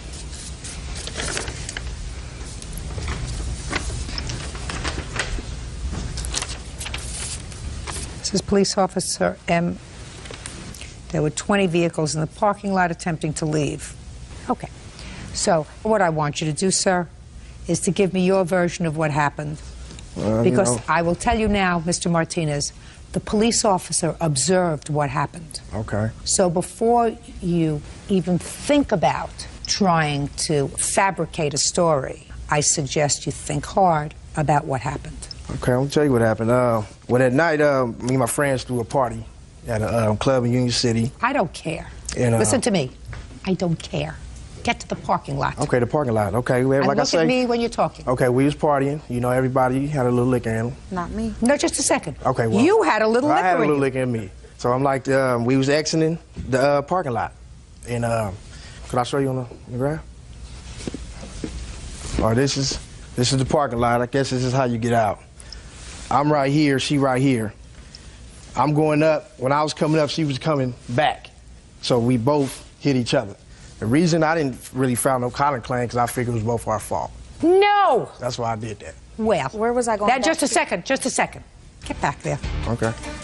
First of all, you had no business being behind the wheel of a truck or a van or a vehicle if you had been drinking. Yeah. Because it clouds your judgment. Right. And let me tell you what the police officer said. Okay.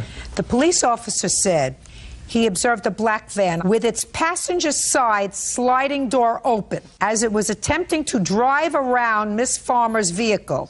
In trying to do so, the black van side door collided with the right rear taillight of Miss Farmer's car.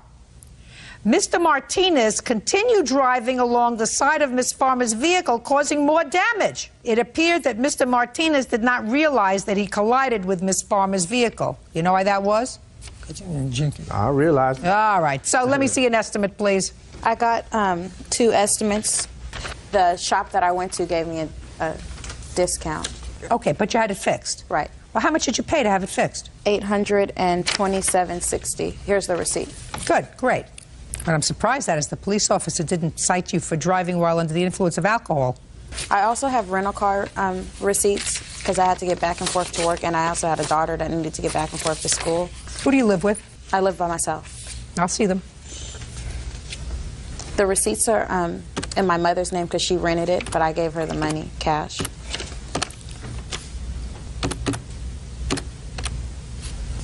All right, the judgment's for $970. That's all. Step out. Thank you. Excuse me. Calendar in the matter of Zilma versus Zemlicka. Parties have been sworn in, Judge. You may be seated. Folks, have a seat, huh? Miss Zilmer, how long did you room with the defendant while you were in college? We have lived together for 2 years. And then, according to your complaint, you recently signed another year's lease. Right. And the defendant moved out prior to that second lease starting, leaving you to pay 14 months' rent. Right. On your own. Yep. The year on the new lease plus 2 months on the old lease. And Ms. Zemlicka says that she absolutely moved out because you invited people to the house, you had underage drinking parties, people either stole her property and or damaged her property. It was really unsafe for her to stay there, and that you should have tried to get a new roommate for the new lease or gone to the landlord, tried to negotiate out of the lease, but she is certainly not responsible. When did you, Ms. Zemlicka, start to have problems with the plaintiff with regard to who she was bringing into the apartment? The first incident where I began to feel that things were unsafe occurred on January 25th, 2004. During that weekend, I was not present at the apartment. I had gone to my hometown, to my parents' house, and during that weekend, Kaylin Zilmer had several people over, and there was an underage drinking party that occurred. How did you know that? I know that because I was told by both the plaintiff and by a mutual acquaintance of mine. Well, you can't tell me anything about the mutual acquaintance. Did you have a discussion?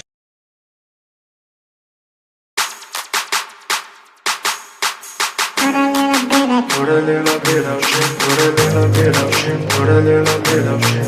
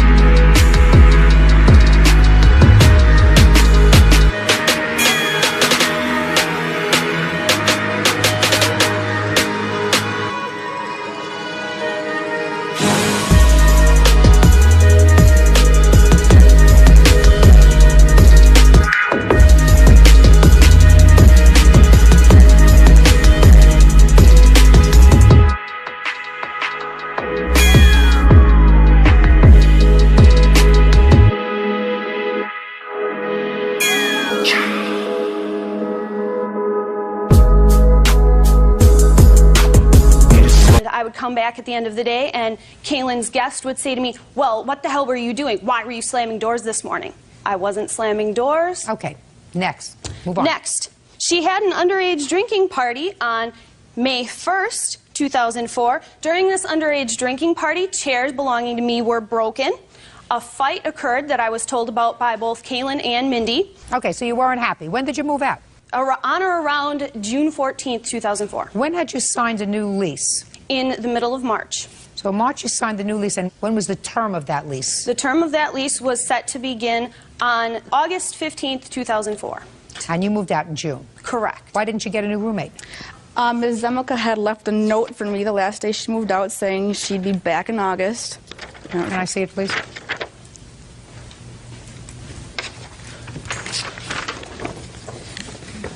And aside from that note, no. Home for the summer, back on Sunday for the rest of my stuff, back for good in August. When did you write this note? When I left in June. Well, if you left in June, were you intending to come back? At that point, I was, because I had not yet talked to my lawyer. You see, Miss Zemlica, if you were moving out for cause and you wrote her a note and say, I no longer consider it safe here, please try to get a new roommate in June or in May, because a lot of these things happened in May, I would say to the plaintiff, listen, you have an obligation to mitigate your damages. In June, the possibility exists for her to still get another roommate. But if she's holding off because you've assured her that you're coming back in August, that's unreasonable. You were fooling her, right? You're her father? Yes, I am, Judge. Sure. You were fooling her. You were saying, I don't know what to... You can move over. I don't know exactly what I'm going to do, but I want an opportunity to speak to my lawyer, and then I'll figure out what I'm going to do. Now, when did you finally tell her that you were not going to move back? I sent notice. When? June 23rd, 2004. I have a copy of the letter right here. Let me have it.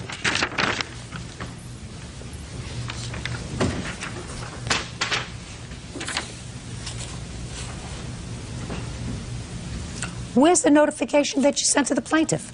I did not send notification to the plaintiff. Why not? June 23rd, you sent notification to the Capitol Center Apartments. Because why didn't you send her notice? I did not send her notification because things had deteriorated so rapidly and so far at that point that I did not feel safe talking to her anymore. I had Just a received... minute, nobody asked you to talk to her. What you have to do is send her a notice. And you never did. I did not. However, my parents were in contact with her parents and did inform her mother that I would not be moving back in. How do I know that? That's hearsay. No, Judge, I talked to her mother. I'm Jennifer's father, and I did talk to her mother and said it's no longer capable of being resolved. Kaylin doesn't want to talk to Jennifer. Jennifer does not feel safe there. So there's nothing that can be done except to move out. Your Honor, my hearsay was that he had talked to my 18-year-old brother, and that my mom actually talked to... Just a second. They did the wrong thing. You may have done the wrong thing by having these people over that she didn't want over her home when she's not there. You understand that. But you have absolutely no right to first send her a letter indicating that you were coming back in August, despite the fact that there had been problems, so you were tricking her. Then you went to see a lawyer. Your lawyer gave you whatever advice the lawyer gave you. As a result of that, you did have the good sense to send a notice to the apartment complex. Did you get an answer from the apartment complex? Yes, I did, Your Honor. Let me see the answer. They did not contact me in writing. They contacted me through a voicemail. No. That's hearsay. Because if they were going to let you out of the lease so that she was no longer responsible under the terms of that lease, it would have been in writing. And you did not get that. Is that right? That is correct. Okay. Judge Judy continues in a moment. I believed I needed to move out to protect my own personal safety. And you have an absolute right not to live someplace where you're uncomfortable. You don't have the right to trick her, which you did. And later today, there's no way to tell whether it was my Tommy guns, cherry bombs, black widows, 4th of Julys, etc., that actually caused the damage. That's your defense. Yes, ma'am.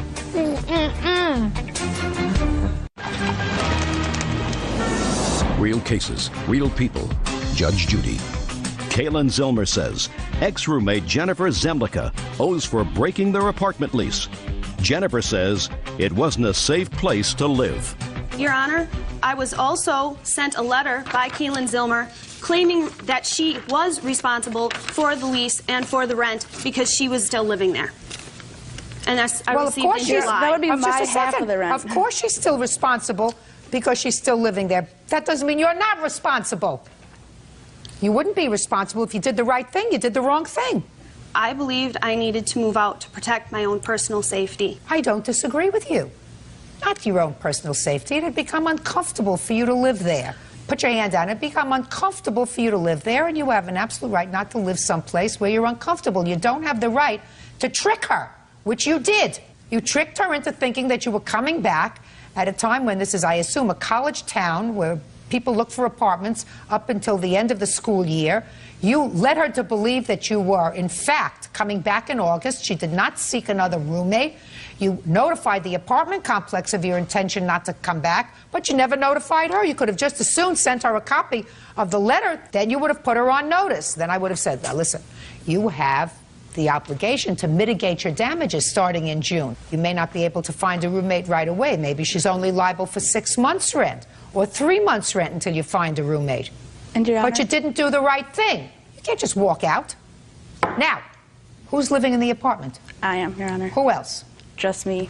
What efforts have you made since you were notified that she was not intending to come back to try to find another roommate? I have been to different websites. I have left up flyers around campus. I have a website too, roommates.com, so I have made efforts to cover her half and the what, rent. just a second. And what's the rent on the apartment? It's $9.40 a month. When were you notified that she was not going to move back to the apartment? In August.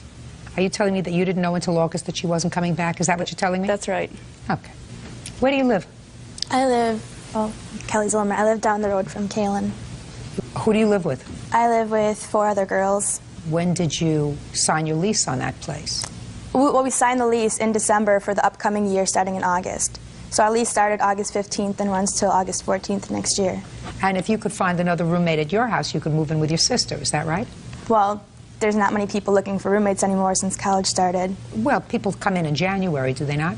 Yeah. Sure they do. So we have September, October, November, December, January. That's 5 months, right? She's got to pay you for 5 months. You did not give her adequate notice. You gave her, as a matter of fact, no notice whatsoever of your intention to move.